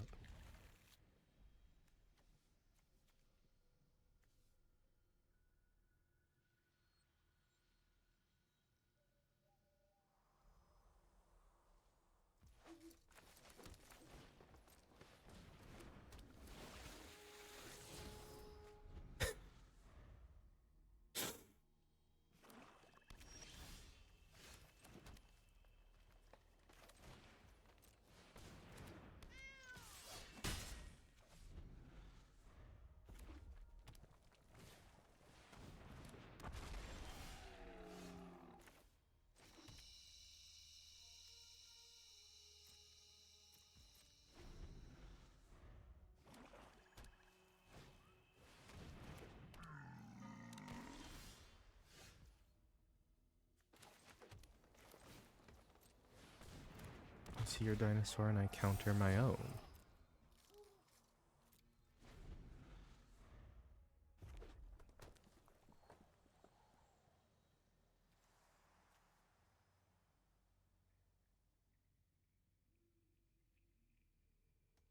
So far I see black and red. Rakdos?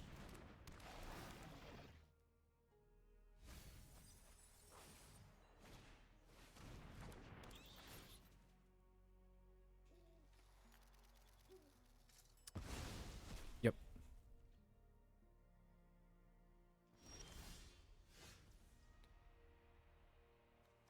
Only 2 cards in graveyard.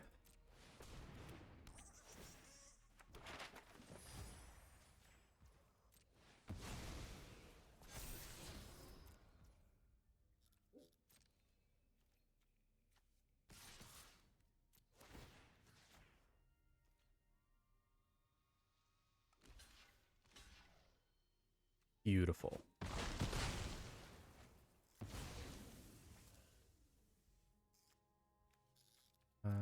Pit of offerings. Oop, oop, oop.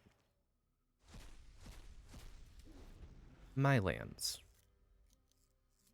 Still doesn't give me blue.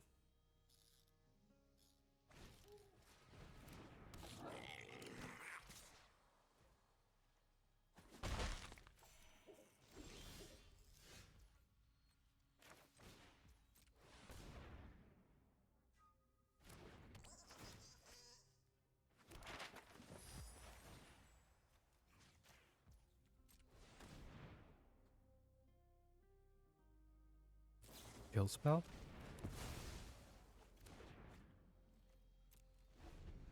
Damn.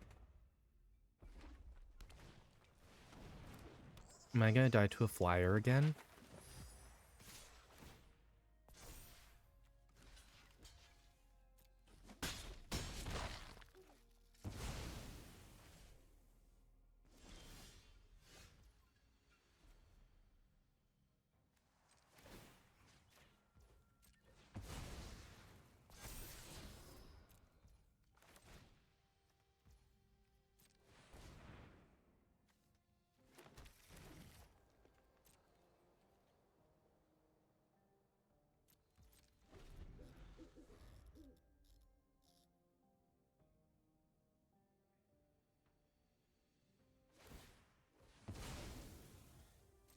This stupid bat is going to kill me.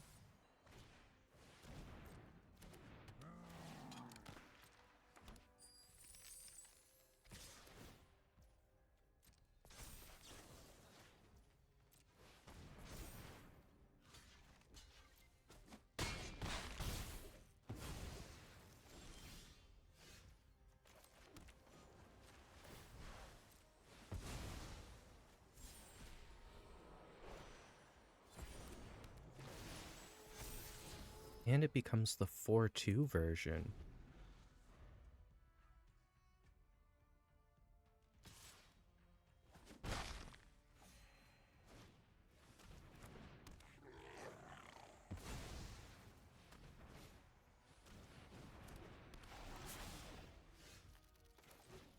And I now have a flyer.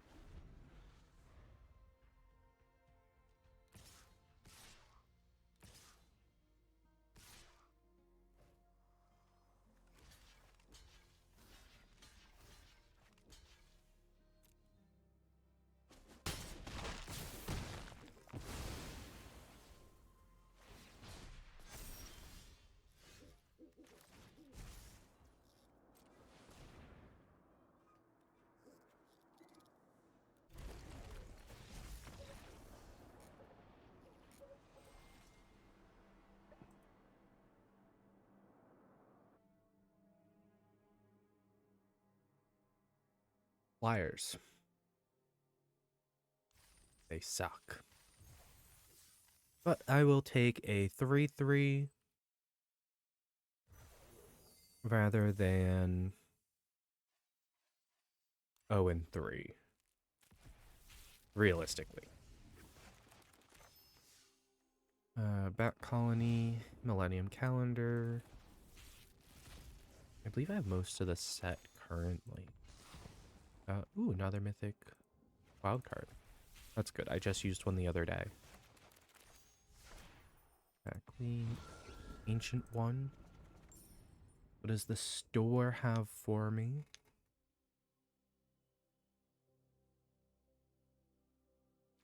I thought the server was about to crash. Card styles mostly. Oh, daily deals. Yeah, all just card styles. What's featured? It's pre-order stuff, right? Yeah, till February 6th. And then I still want the pixel art lands. The pixel art and the Paradise Frost lands are all gorgeous. And actually, the Paradise Frost lands might cause me to actually play Snow decks. Gift wrapped sleeves through the wormhole sleeves. Oh, is this... Which sleeves are these? The soul ring. Oh, okay. Insignet. Boots. I don't remember what that spell is. Or the rings, jumpstart. Heroes of Takar bundle. Holiday Fox. Because of Ixalan. Mystery set. Expensive as 4 clan. Gems. Let's see. Noon. I have an hour still. Oop. I went to the gem store because my mouse went too far.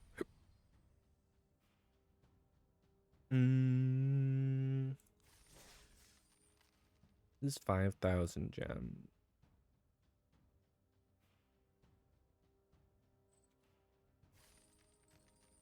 Brothers War.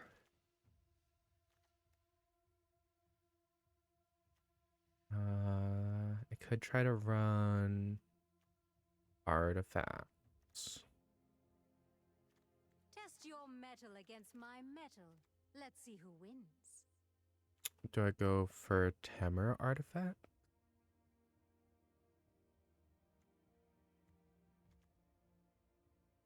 No, 3 cards you can put on creature on card. Power Watcher, I guess.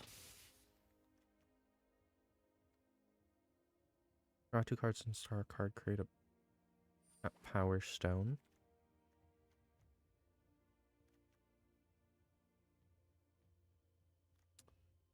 Sorry. 3 damage, create a Power Stone.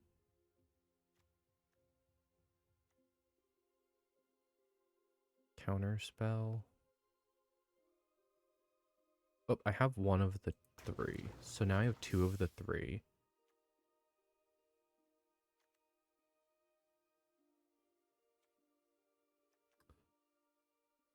Double strike until end of turn.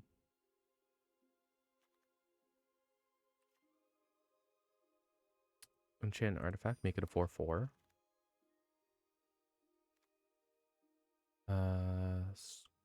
Go wrap mud. Power plant worker.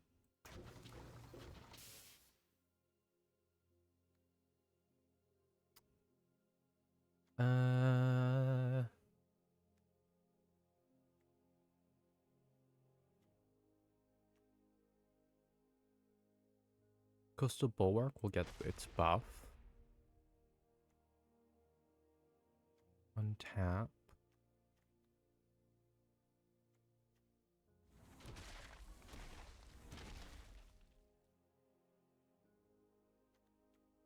The ETBs, you mill 3 cards, you can put a non-creature on the card. Most of my stuff are artifact creatures. ETBs, put 1 target from graveyard into bomb. Library. Splitting the Power Stone.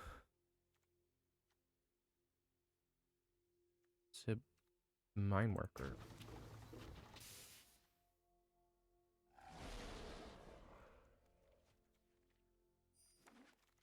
Olive Krug.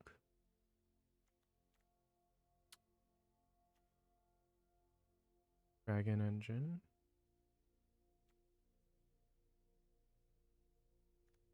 Airport Cohort. Goblin Firebomb. I think I take the Swift Spear. Non-creature.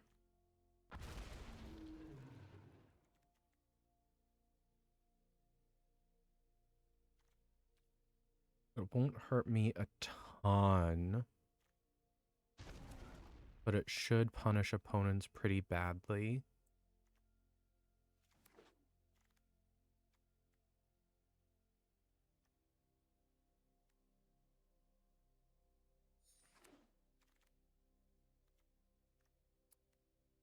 Grand Power Suit. Doesn't do a whole lot for me.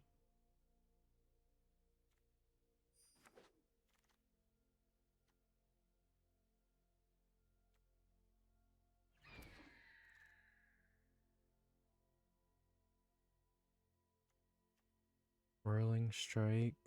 It's +2/+0. I think I want another Drake.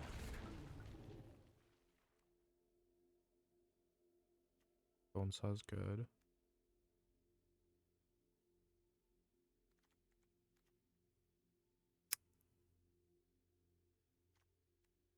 Yeah. Last Runner. As long as I've sacrificed a permanent this turn.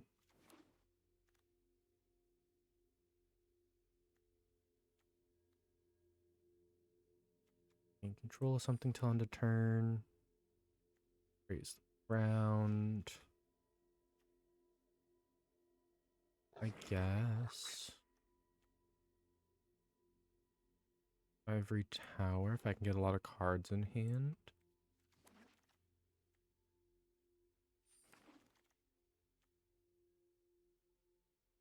Let's see. Alma the Host.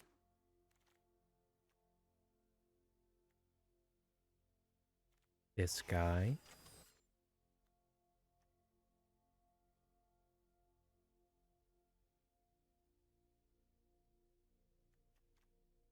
Six Menace.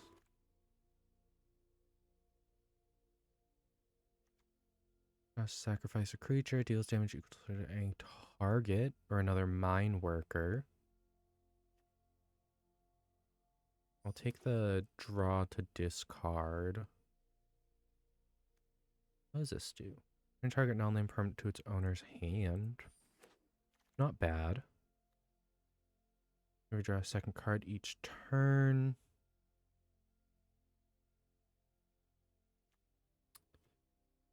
Warplow, Dredging Claw, I can't really do mill 3. I mean, I could run another power plant worker.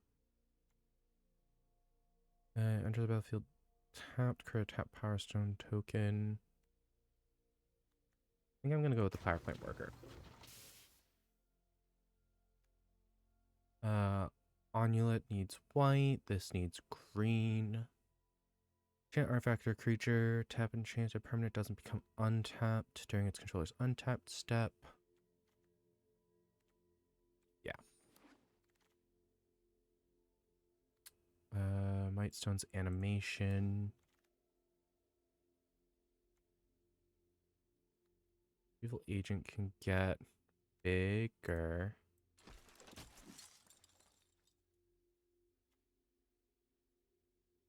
Target soldier construct needs black. Sacrifice stuff. I guess the combat courier.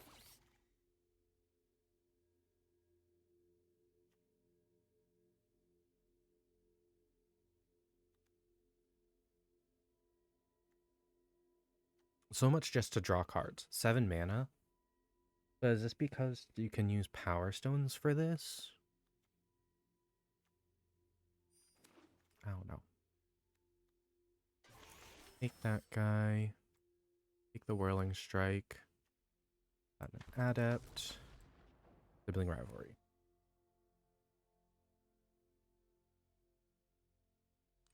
Technically, this is another deck that I could... Yeah, look at that. Already 60 cards. Only 17 lands. So, let's start cutting.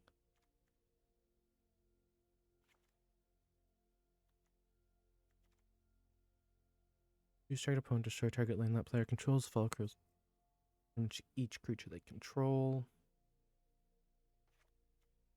Charge Colossus.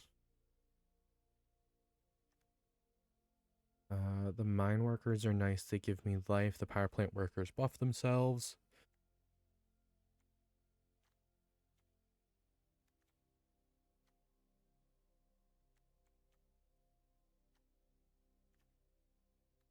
I don't think I'm going to be gaining a ton of cards.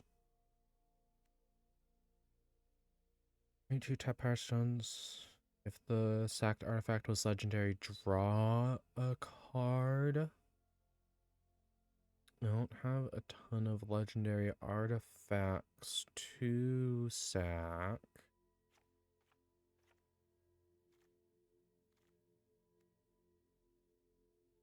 +1, -1 till end of turn. Why it was so cheap. I think I might have to cut the Lodestone Golem because there's enough non-artifact stuff in my deck.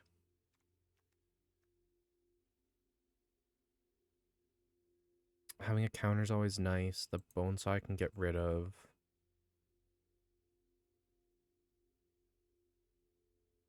This just straight up destroys. Okay.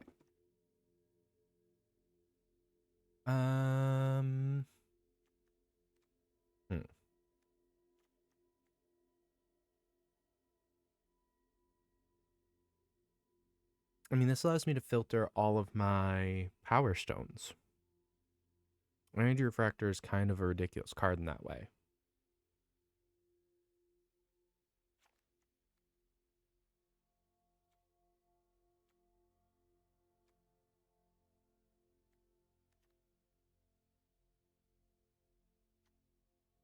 Maybe I should have gotten more Latinum Adepts. Tap an untapped artifact to do that. 5 mana just for a bird. I mean, it has flying. It has flying, and flying seems to be killing me lately. 17 lands. I just have to cut 12 non-land cards. I'll cut this. I'll cut the Fallkrug. Actually, yeah, because it's land destruction, then just shocks for 1.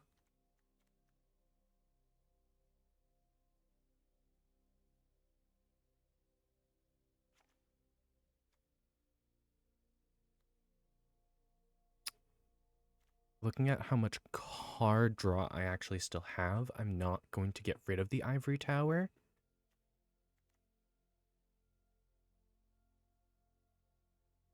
2/0 for Strike Trample is nice. Surveil 1. Don't think because I mean, at best it's a 3/3 defender. That allows me to tap it to Surveil 1.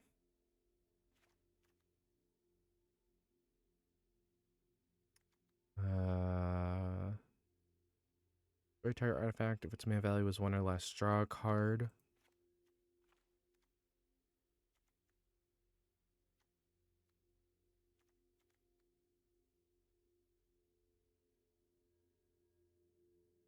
Chant artifact. I mean, it could even make some of my smaller guys 4/4s, right? Because it's just enchant artifact. It becomes a 4/4 artifact creature.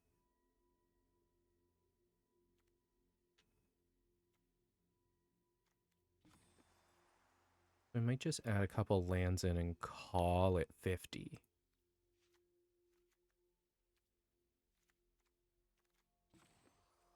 20, 19. We'll call it at 48. Okay. Quick draft. We are looking at artifact-based stuff. So it's good. It's fun. It's great.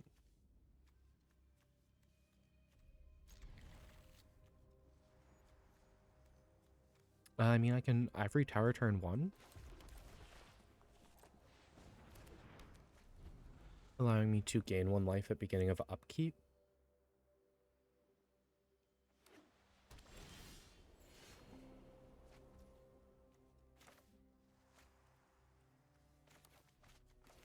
Play 1 card. Keep my hand above 4.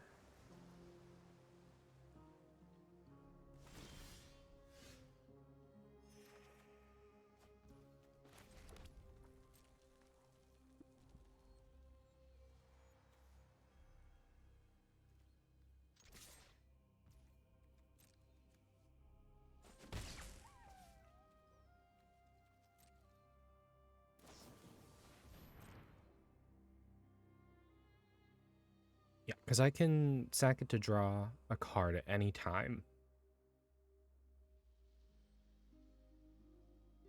I mean, right now I'm gaining a cool 1 life per turn from Ivory Tower. Are they trying to find a way to get rid of my Ivory Tower? Because I think they might be.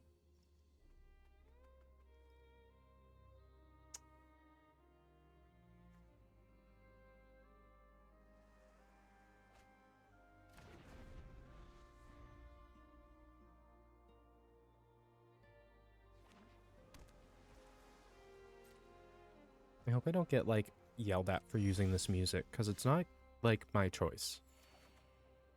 Actually, I should probably turn it down. Music, audio, music, even lower. Attack. Attack, my minions, attack. Well.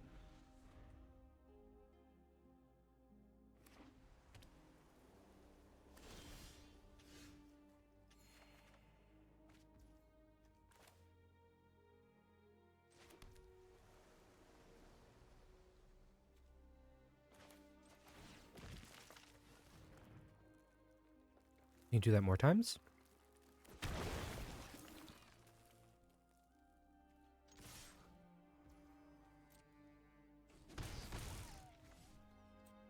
And I will activate your ability before I have to sacrifice you anyway. Giving me an extra card. Meaning I'm now gaining 2 life at the beginning of my turn.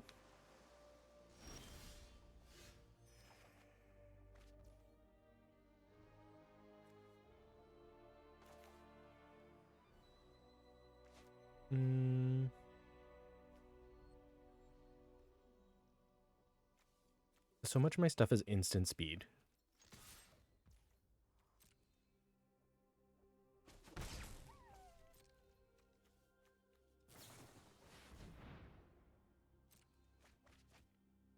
So they draw 3, discard 2.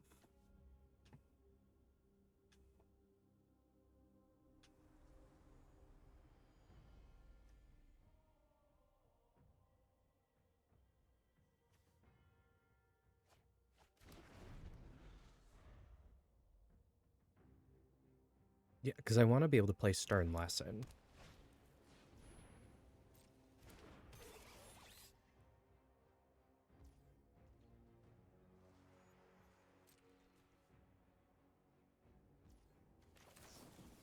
Are we going to counter me? 5 mana is a lot of mana to keep up. Discard a card.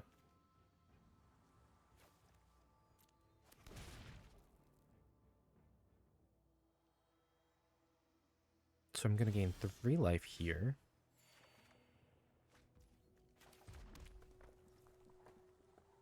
And Dargon. Sorry, it's a Drake. It's not a dragon, technically.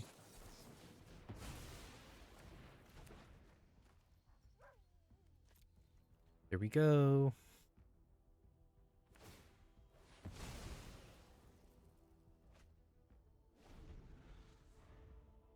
And I'm down to 2 life next turn. Oh no, it's the end of the world.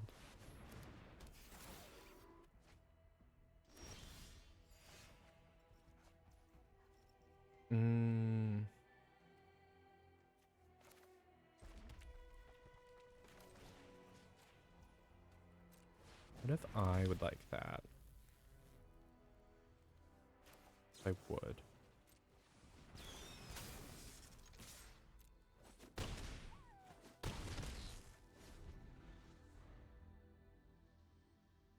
I may not gain any life this turn. But I have enough mana to activate that Goblin Firebomb. So yeah, they have to remove it.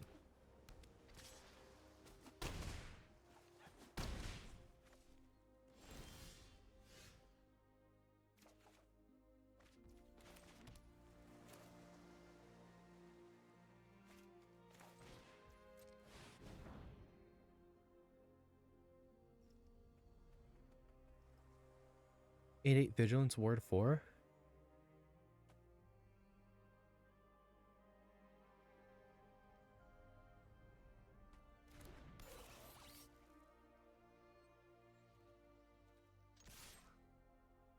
Swing with the little guy.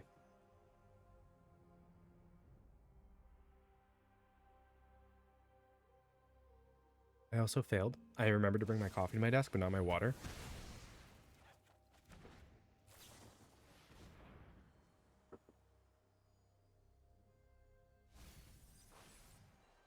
So right now they can't attack with their Combat Thresher without losing it to my Cave Guard.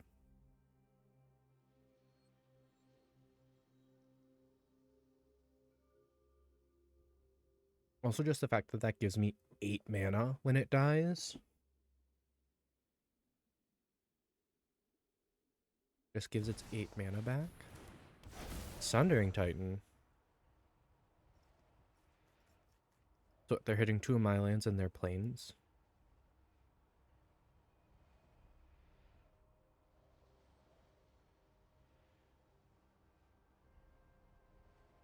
Because they have to choose one of each basic land type.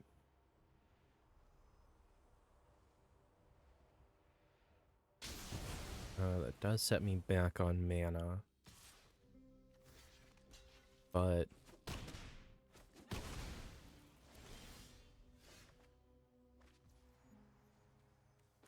what if I Helm of the Host?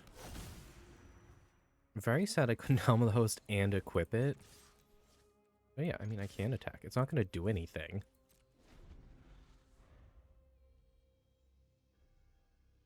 No, I wish I got the Sundering Titan, though. Helm of the Host of Sundering Titan. Just eat their lands.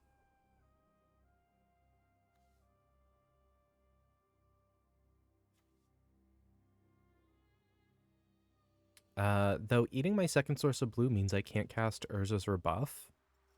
So if I have to discard a card for whatever reason, it has to be my counterspell that's been in my hand this whole time. I'm very sad about it.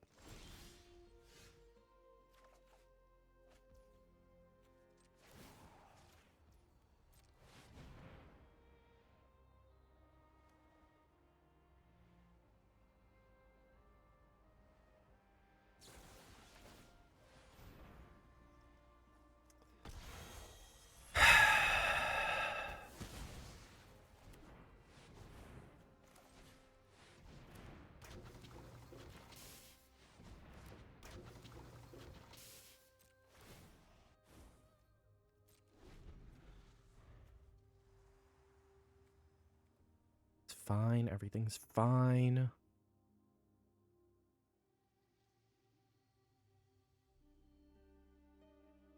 I guess that is the problem with playing a artifact focused deck.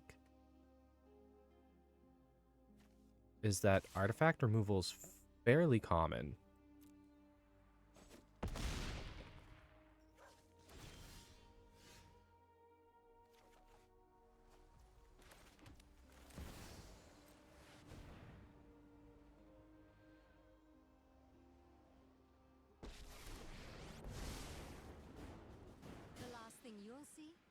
the sun glittering off my machines.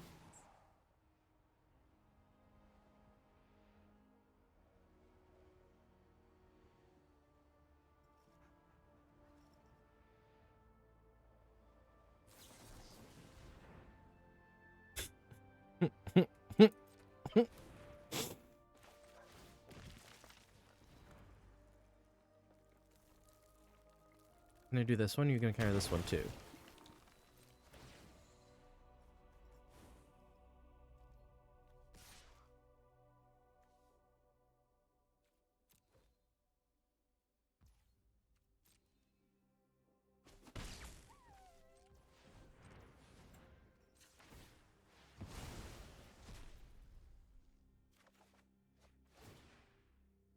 Oh, I'm so glad I'm getting all of my blue mana now. Just so glad.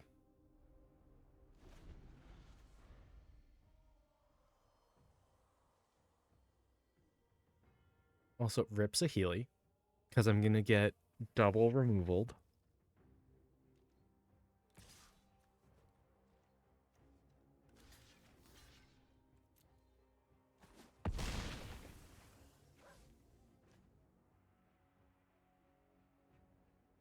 Fireworker's the mana one, yeah.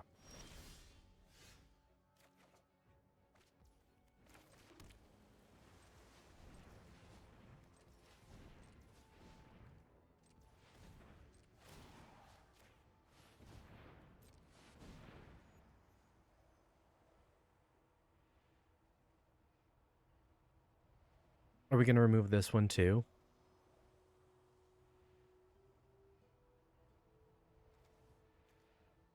Come on, I actually have my counterspell ready for this one.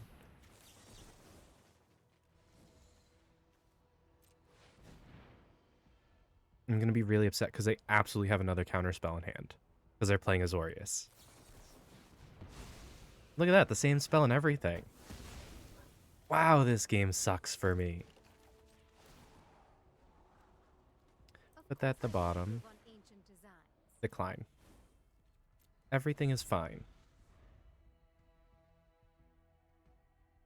They just hit all of the removal and counter spells. But everything is fine.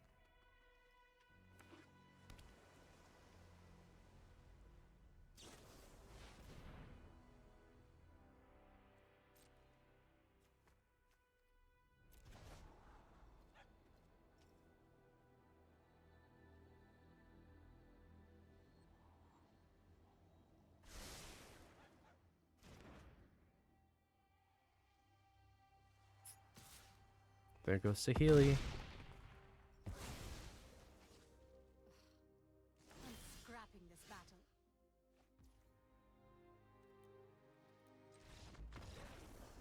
I had the turn 1 Ivory Tower and everything. Having all of the answers to everything I tried, though. Damn.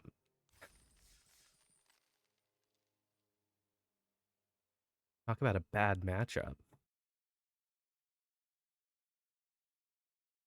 I suppose I should have expected this stuff. Brothers War did have a lot of artifact-specific hate because of the sheer number of artifacts it added into the game.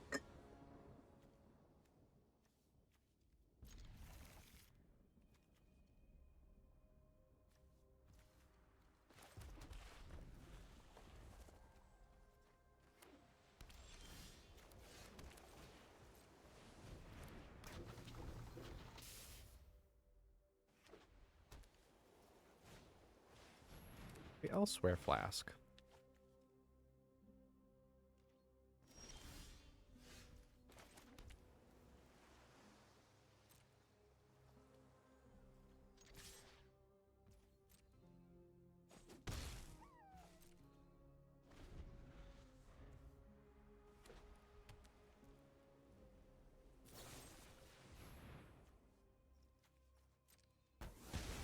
Okay.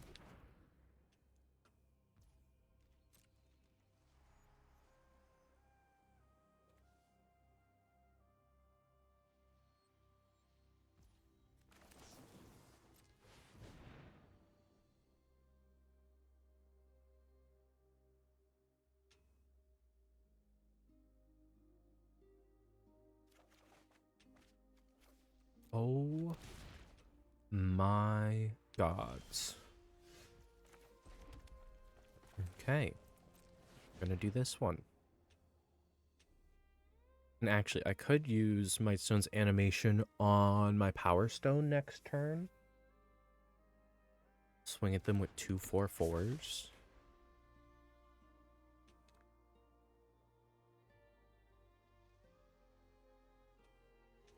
But they're going to get held up at everything I do because the Elsewhere Flask has an ability that they can activate at instant speed.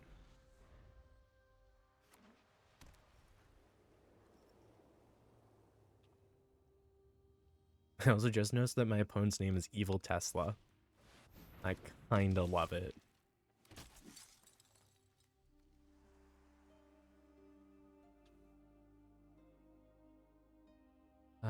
Seeing a 3/1 is good, though.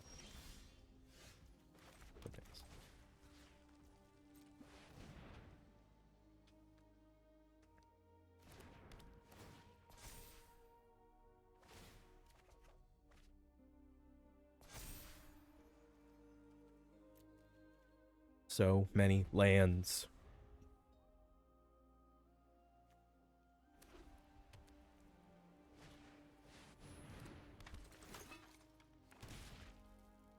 Ah. I've got a mine worker.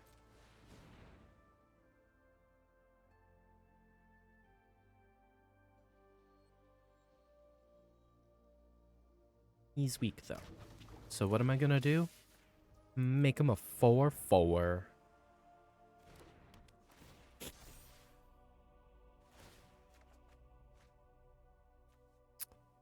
Well, look at that.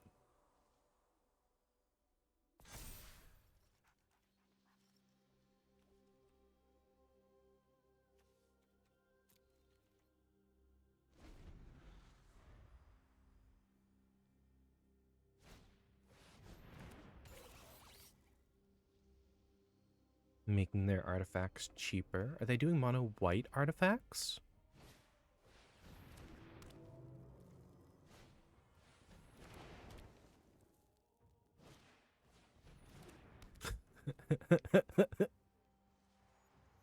Okay, they are also running artifacts.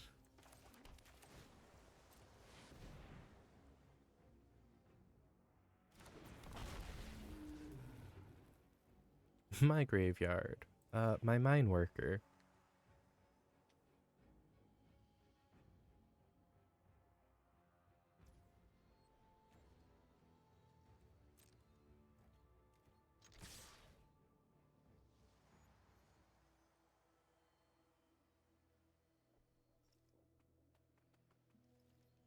So if they don't block anything here, they take 15, and they have to take a minimum 2. I imagine they're going to try to block my mine worker or my power stone. They're probably going to block to kill. They might try to go for the Latinum Adept instead. They can kill 2 things. They have to double block both of them, though. So that'll set them back a bit. I mean, okay.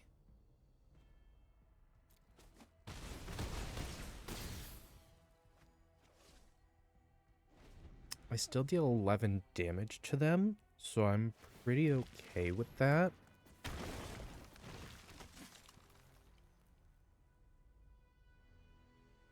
I'm just worried about where the boots end up. I imagine they're going on the Foundry Inspector. I'd be shocked if they may go on the guy that can't do anything. The little soldier. To give it haste.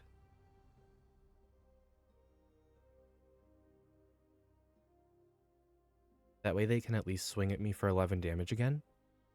But they can't do that without running the risk of them dying. Because I have 11 damage on board.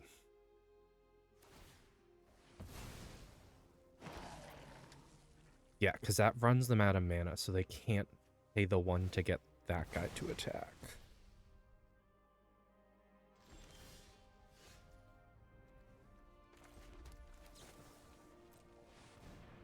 I can unironically play the bird.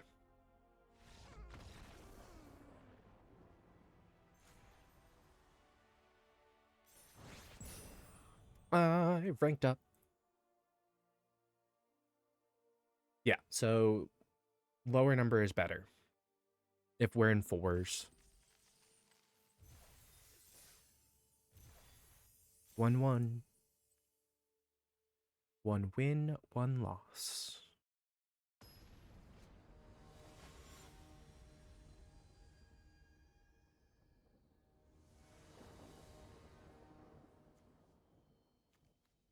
No fast spells. Kind of worried about that. Not running very quickly. I only have a handful of 1-drops, though. So having a 2-drop is good. I'm worried about the 2 5-drops with an 8-drop. Because I stall out of mana here.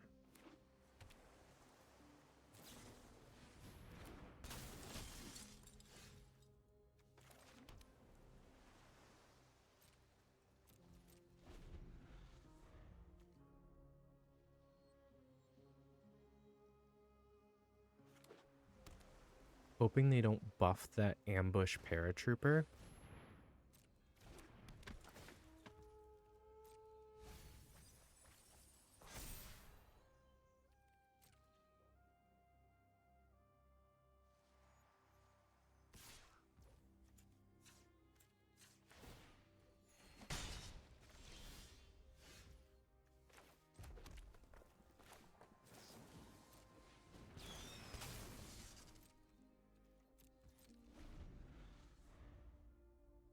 Me slowly gaining my life back from the stupid flyer. Good news is I hit 5 mana. Should probably throw the flyer out first, right? I mean, the 4/4 stops their 1/4 from attacking me, reducing them just back down to the flyer, which is nice. But once they hit 5 mana, I'm in a weird predicament.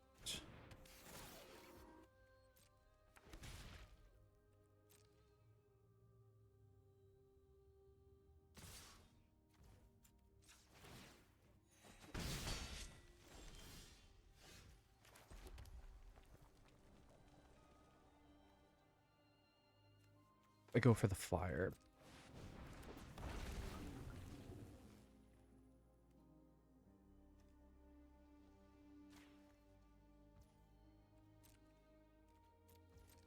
Yeah, because that could have been played from their graveyard. So I guess that's why Swiftgear Drake is good, is I can just remove their graveyard benefits. I mean, having a flying blocker, this blocker can kill the ambush paratrooper, which is huge. That's a huge deal for my deck.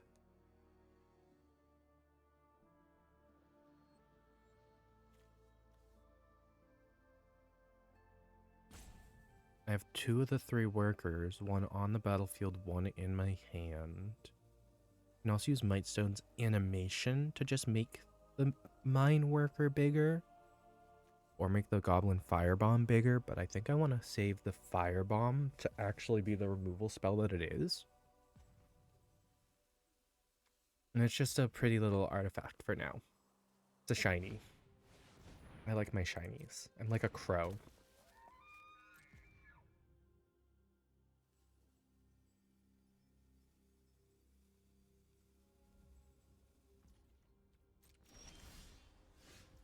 Six mana. I'll get the... Yeah.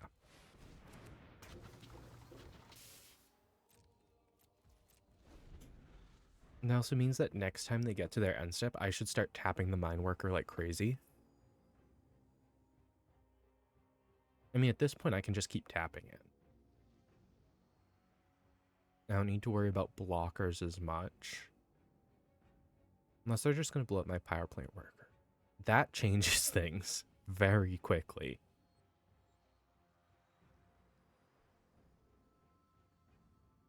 I wish I had the tower worker, though. Because tower worker is mana.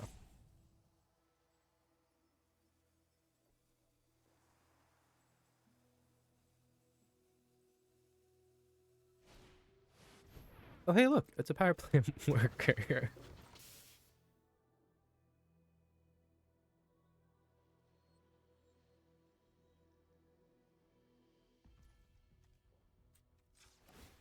In life.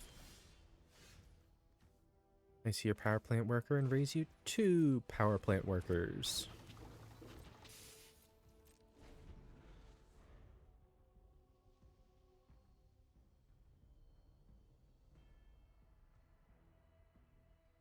Just because this one gives me 1 to trade with.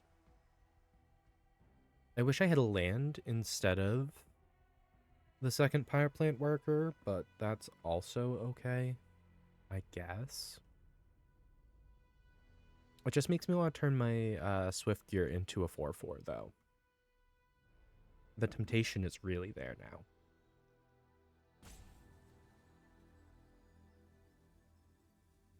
Because turning my Swift Gear into a 4/4 means I'm swinging for 4 every time I swing in the air. And we know that having that kind of advantage is nice. Do they want their burner shard to die? Oh, they want to sack it. I understand.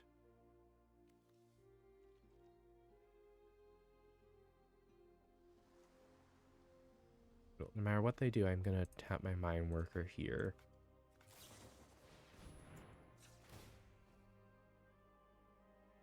Because we're past combat, so.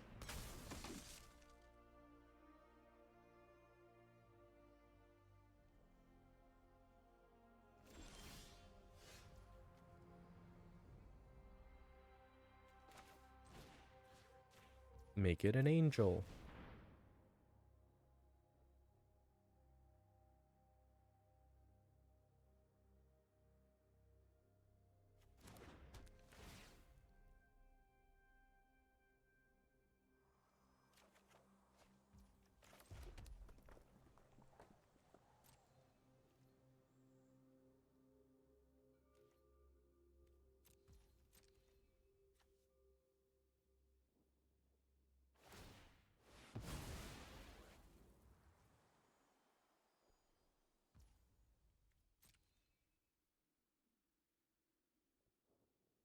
I also have enough mana to pump mana into a power plant worker, which is exciting. Because I still have the machine over matter. So if they try to grow one of their ambush paratroopers, let's say, because they have the mana to. Only gets +1/+1 until end of turn, though. Because they can only activate it once. They don't have that much mana.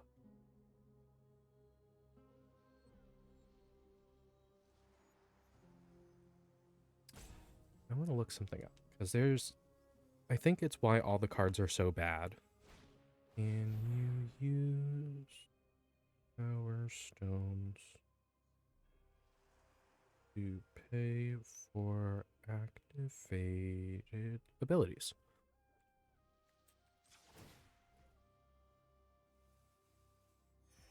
Yeah. It just can't be used to cast non-artifacts. Is the only restriction on it.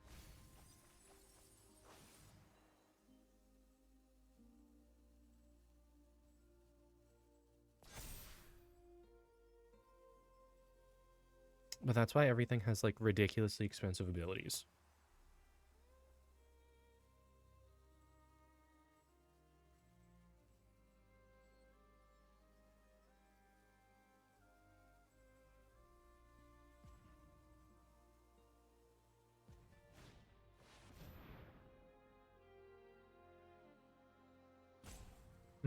That feels targeted.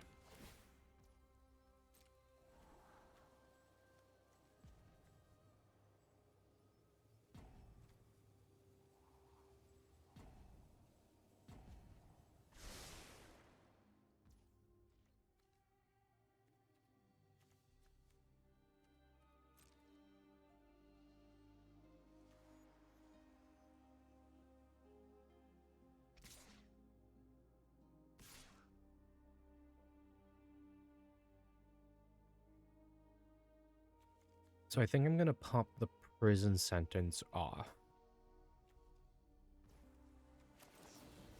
I can do that at instant speed.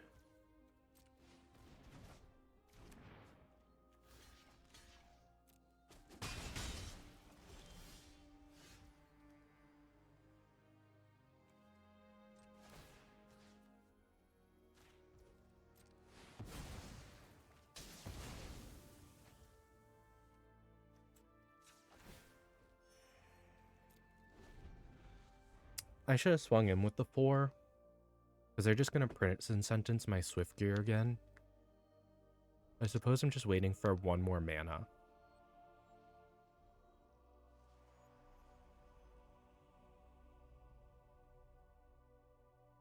Because I don't want to prototype this guy. Because he becomes a 1/3. Or I could have him as a 5/5.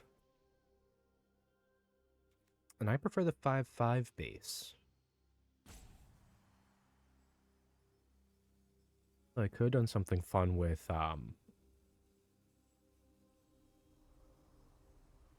the other artifact that I have.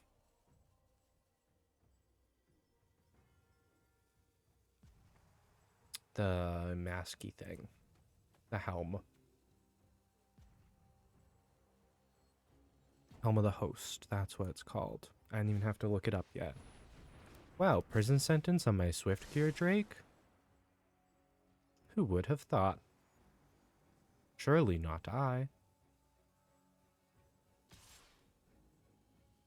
And they get bopped for 1.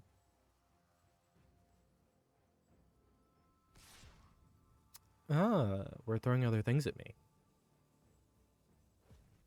Is because they have the removal for the other one? Because they're not going to let me try to hit all 3.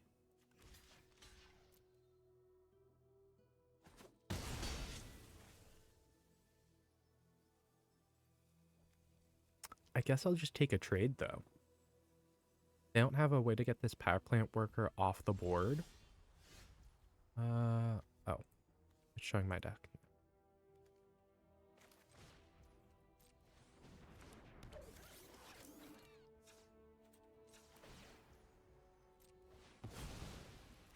Watch me draw a bunch of cards.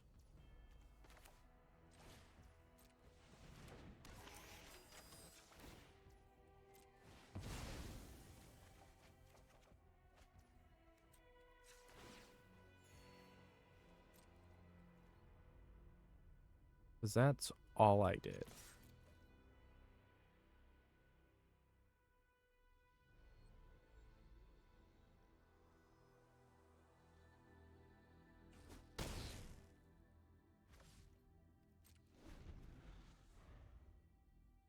On Earth only has sorcery. Damn. I guess on Earth would be very broken if you could do it at instant speed.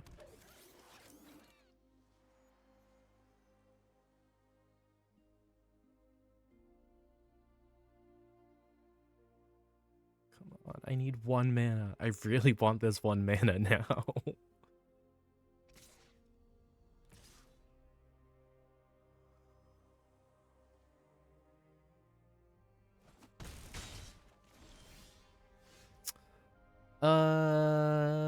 I mean, Helm of the Host is an automatic play.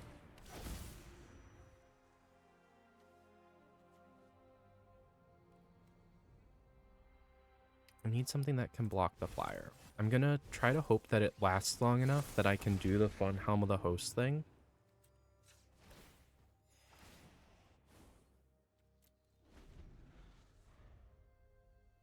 Because theoretically, on my next turn, I'm gonna start having an army of 5/5 dragons.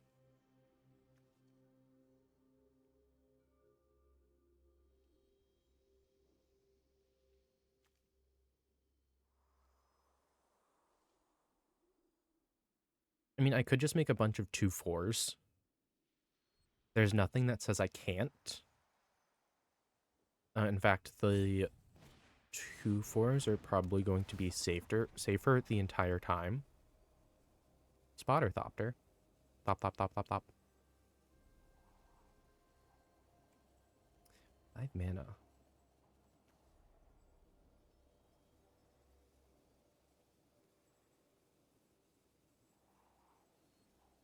Yeah, scrying 4 is also kind of big. The fact that for half the mana you still get to scry 2 is pretty nice.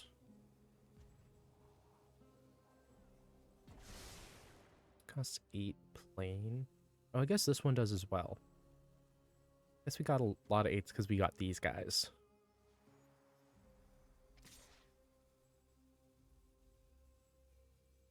I don't want to take 8 to the dome.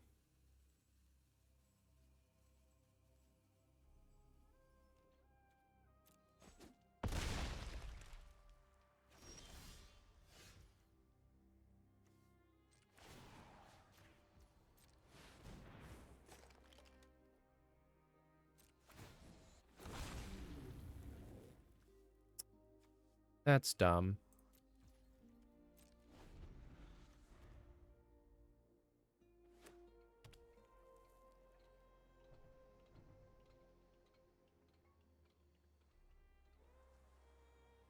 I absolutely should have moved it to the other guy.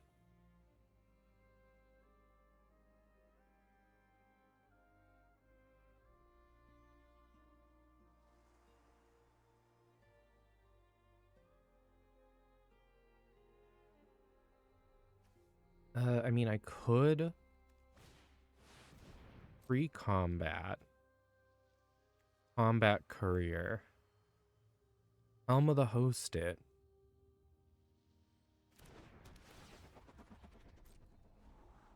Why is this spotter thought? Oh, because it's a hulking metamorph.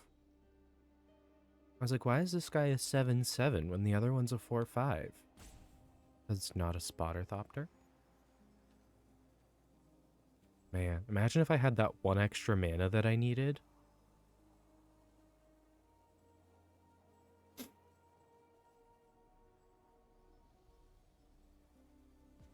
I need to start tapping this mine worker though. That's another thing I could do with Helm of the Host. Especially if I get the third one. If I get the tower worker, I'm gonna move Helm of the Host over.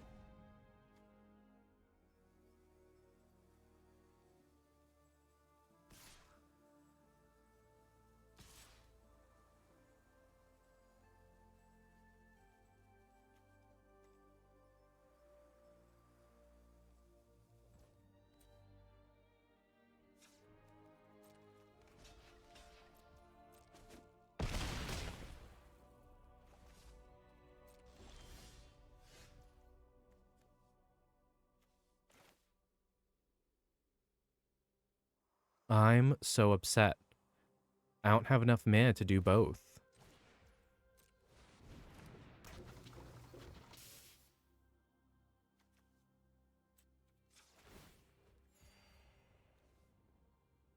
Tap for the 3 and hope I need a counter. Knowing that I can hit a stern, I can play the stern lesson if I don't need to counter anything.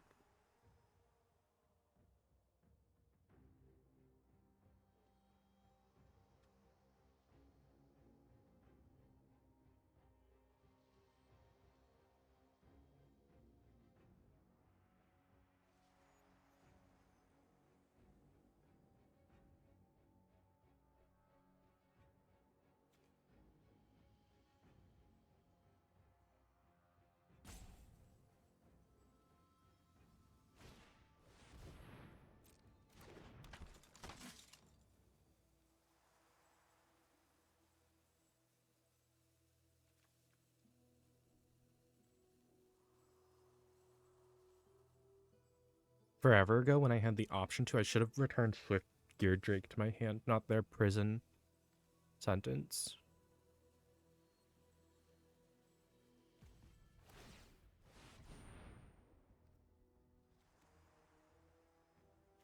Tap up to 2 creatures. Boop. And boop.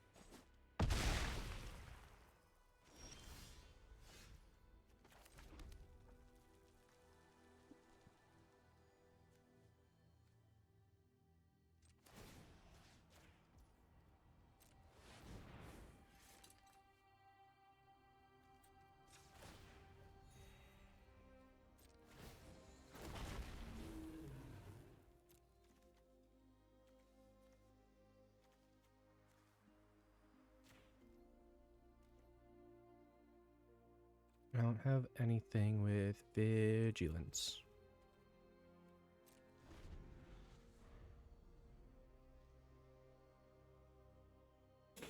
I need like a turn where I can actually like block enough things.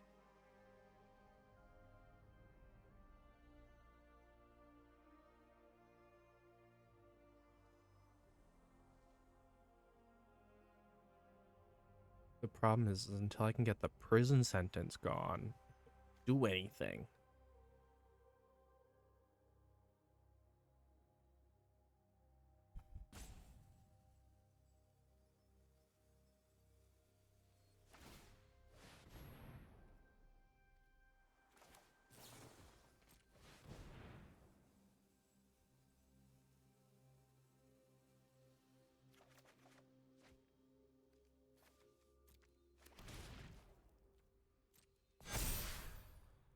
I think this is where I die though.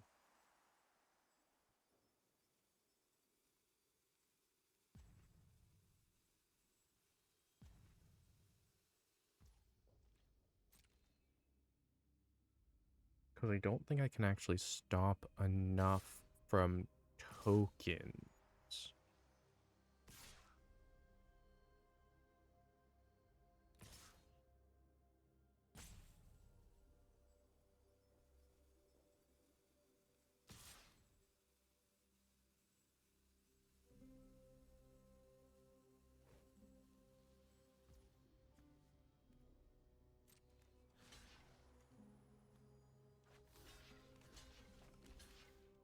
This loses me 10 life.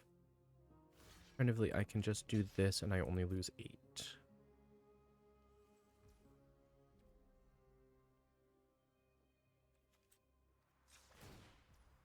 In case they have any combat tricks.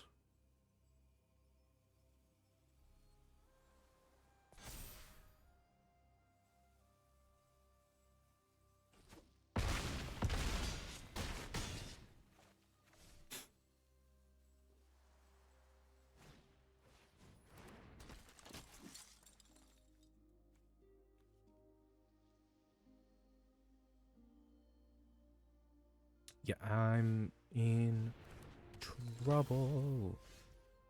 Oh, another Swiftgear Drake. It actually does wonders. My graveyard.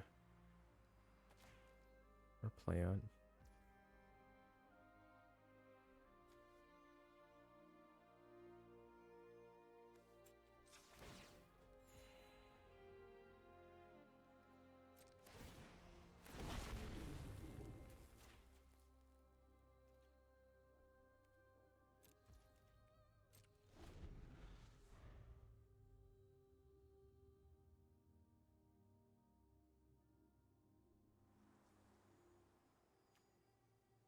And get up to 4 damage on one thing.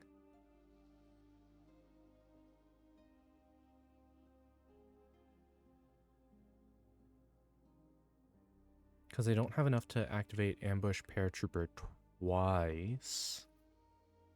I'm just really gambling with my life here.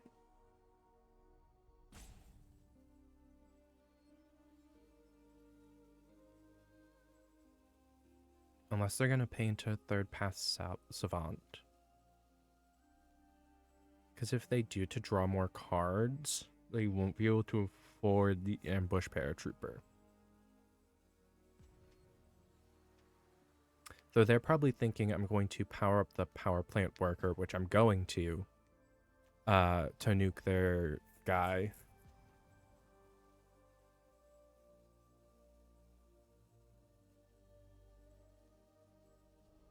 So I'll be able to get 2 1/1 counters on it.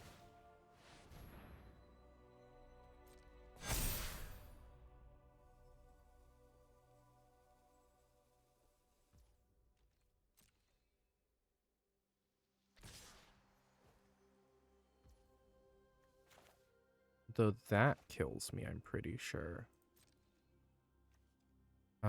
6 goes here.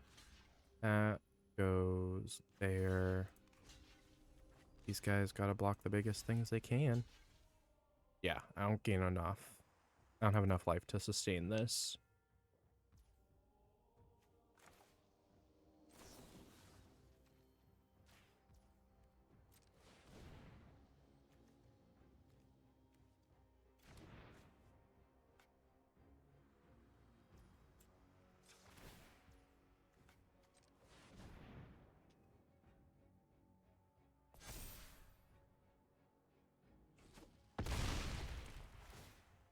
The most I can do is that.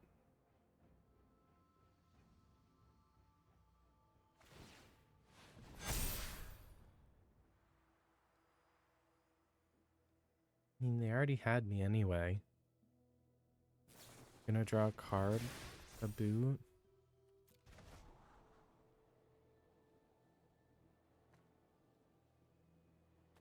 I don't know if this is my last boss yet, though.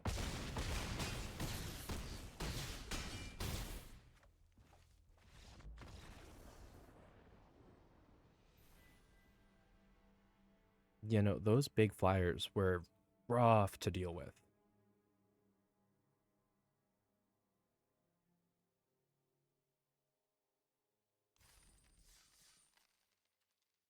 Yeah, that's only loss number 2. Okay. This stream is a bit long. That's okay, though. If I lose, the stream ends. If I win, the stream keeps going. That's the phase we're at.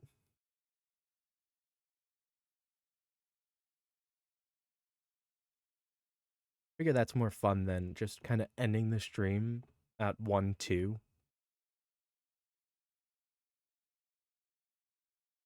Want to see if I can pull it off. At least get to 3 wins.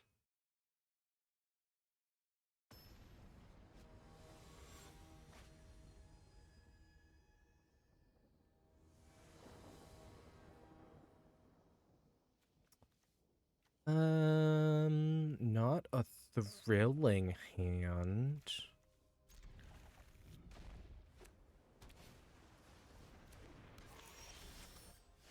Definitely not a hand like theirs. I wish I had a turn 1 combat courier. I have multiple of those.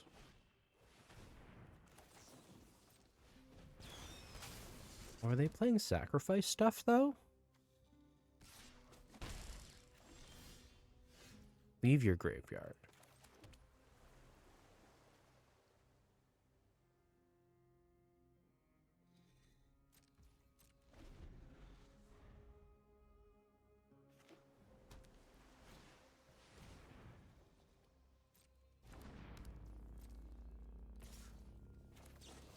Stop that.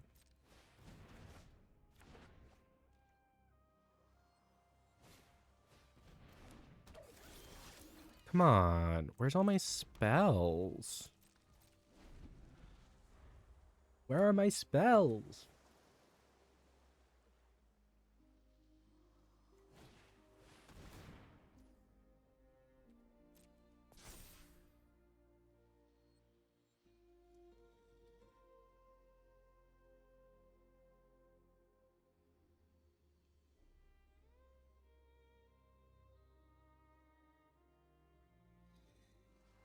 The Swiftgear Drake helps them if I target their stuff.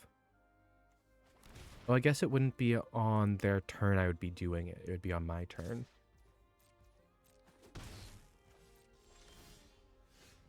Means I can do that, though. Though I expect it to get blown up. I'd actually be more shocked if it didn't get blown up. 3 damage is easy to do.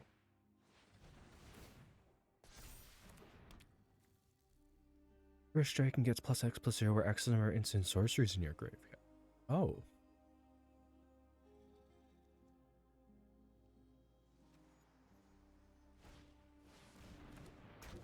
A tower worker. I see your tower worker and play one of my own.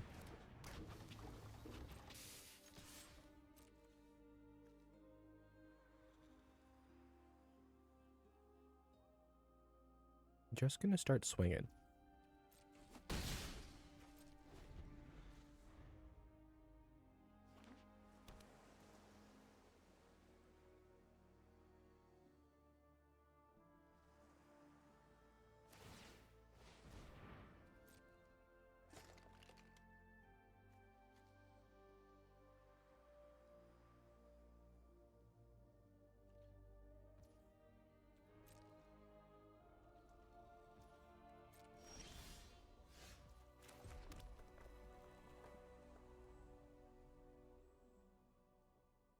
I'm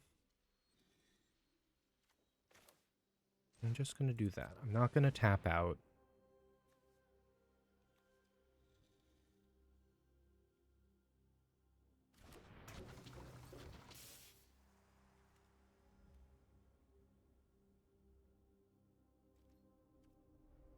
I'm worried about what they actually have.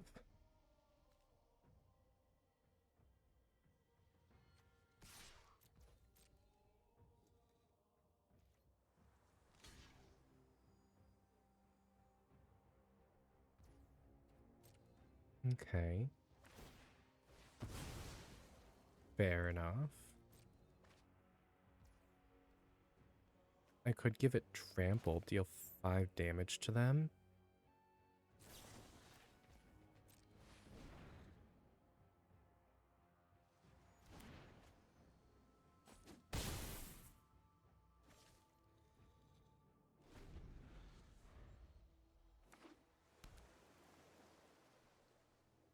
Because they'll get a 1/1 counter on the tower worker right here. Because they're not going to put it on the 1/1 that's about to die again. I'm guessing they're going to try to swing with both. What I would do. Hoping I get a power plant worker next turn. If not, I'm just going to blow up their tower worker. I might pull up the Thran Vigil. No.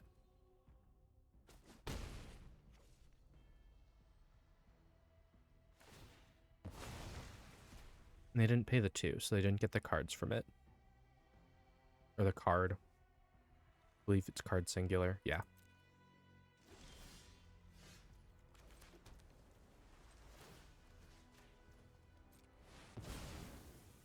I'll blow up the levitating statue. It's probably going to get pretty big if I don't.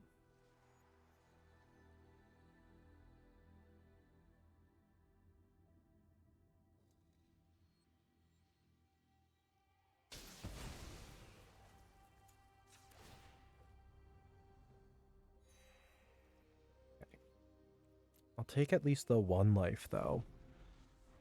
I just can't let my tower worker die.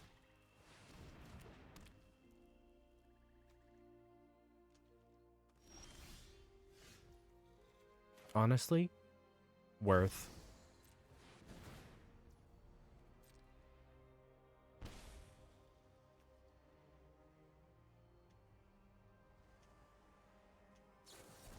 I was going to say, even if it gets countered, I think it's worth it.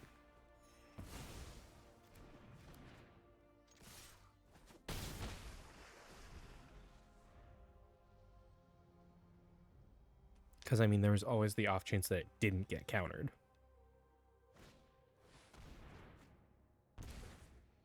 They're at 6 life.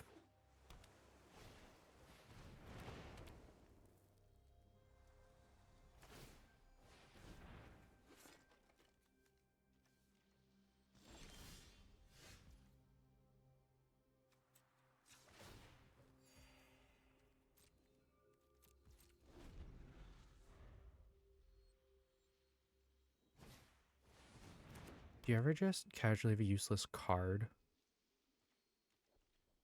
Because I do. Look at that.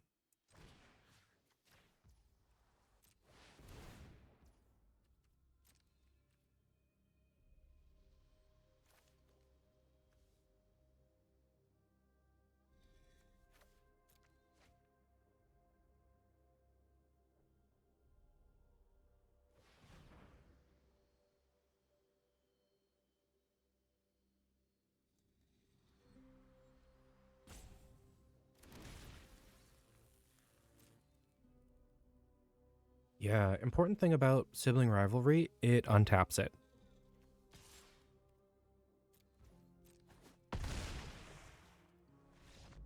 Look at that, the stream's not over yet.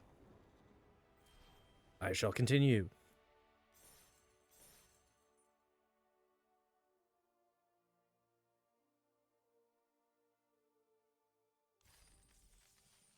I did not expect to still be streaming, but here we are. I honestly thought I was going to build a worse deck. but I'm very good at weaseling my way out of bad situations. Some situations I can't. But this deck seems to be at least a little better.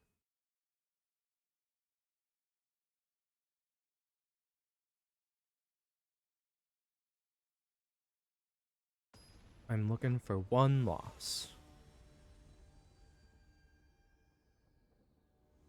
If I get a loss, I'm over. Done. Turn 1 Ivory Tower. I made an artifact life gain deck by accident.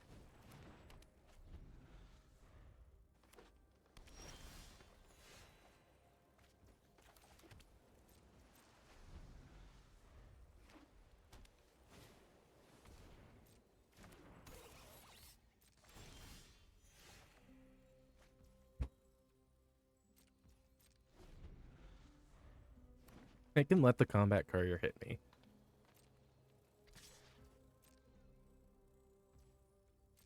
Puts me 1 mana behind where I want to be, but that's okay, because now I'm positive life.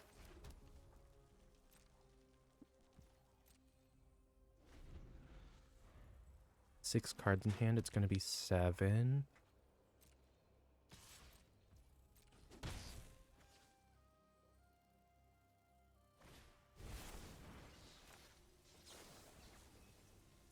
I wish I had a counterspell.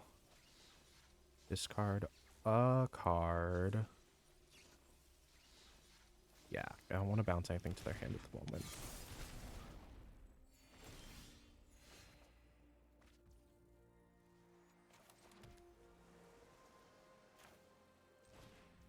Five. Dropping back down to only gaining 1 life.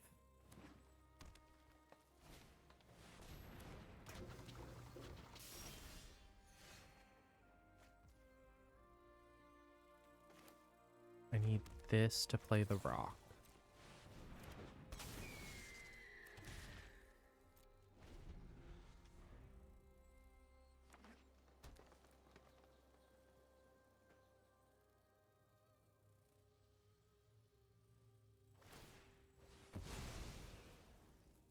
Okay.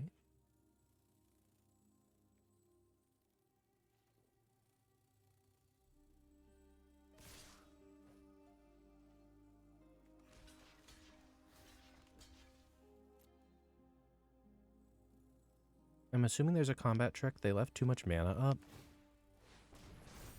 Oh, it's just power plant workers' own thing. But guess what? I now have an 8.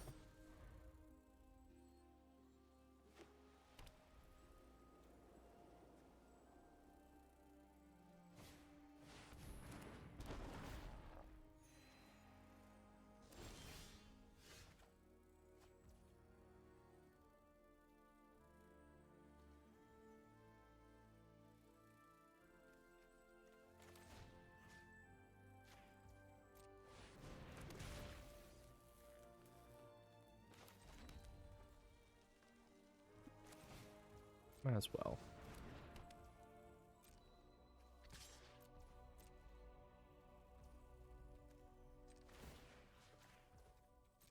Mill 2 cards. Ooh, I hit a mine worker.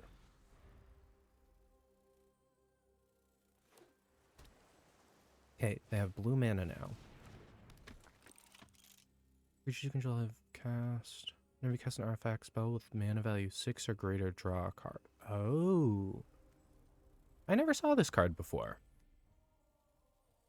I guess it turns everything into the Power Stone ability. They're just gonna rock me, right? If I let this go through. No. Specifically going after the cave card.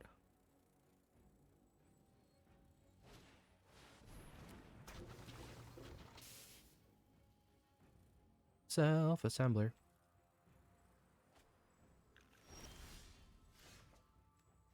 I guess they are assembly workers, huh?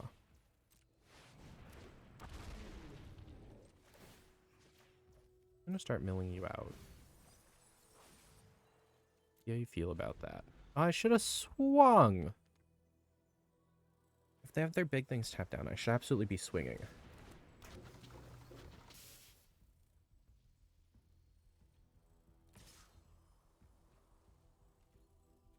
I'm gonna pay for letting that hit me.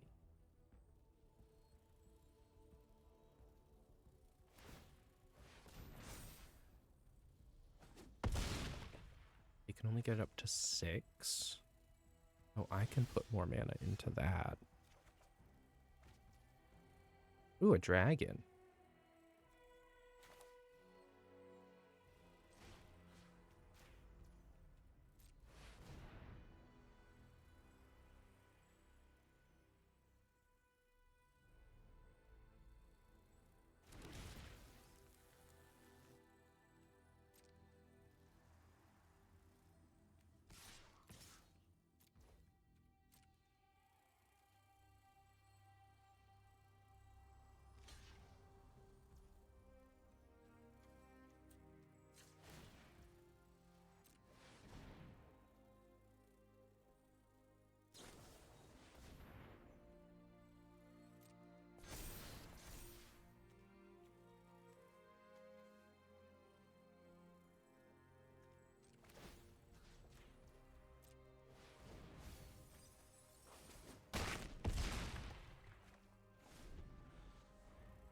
I guess I forgot that power plant worker's ability is only once a turn.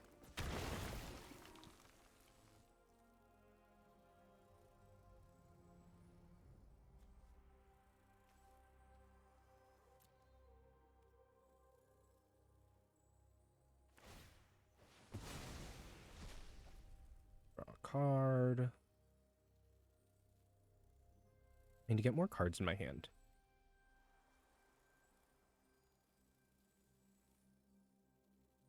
I'm just so worried they're gonna have a combat trick. Hello friend, how are you today? Happy Monday, how's day going? I'm doing pretty good. Today's been going pretty well. It's a little chilly. Happy Monday.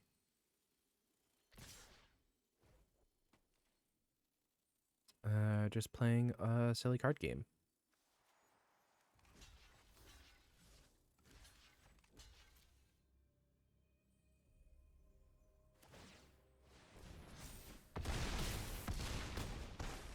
Yep, just enough to kill me. Damn. I'm actually ending the stream now because I finally finished up my draft, so I'll have to catch you next time. I will quickly open these packs, though. Ooh, I got mail. Oh, weekly announcements.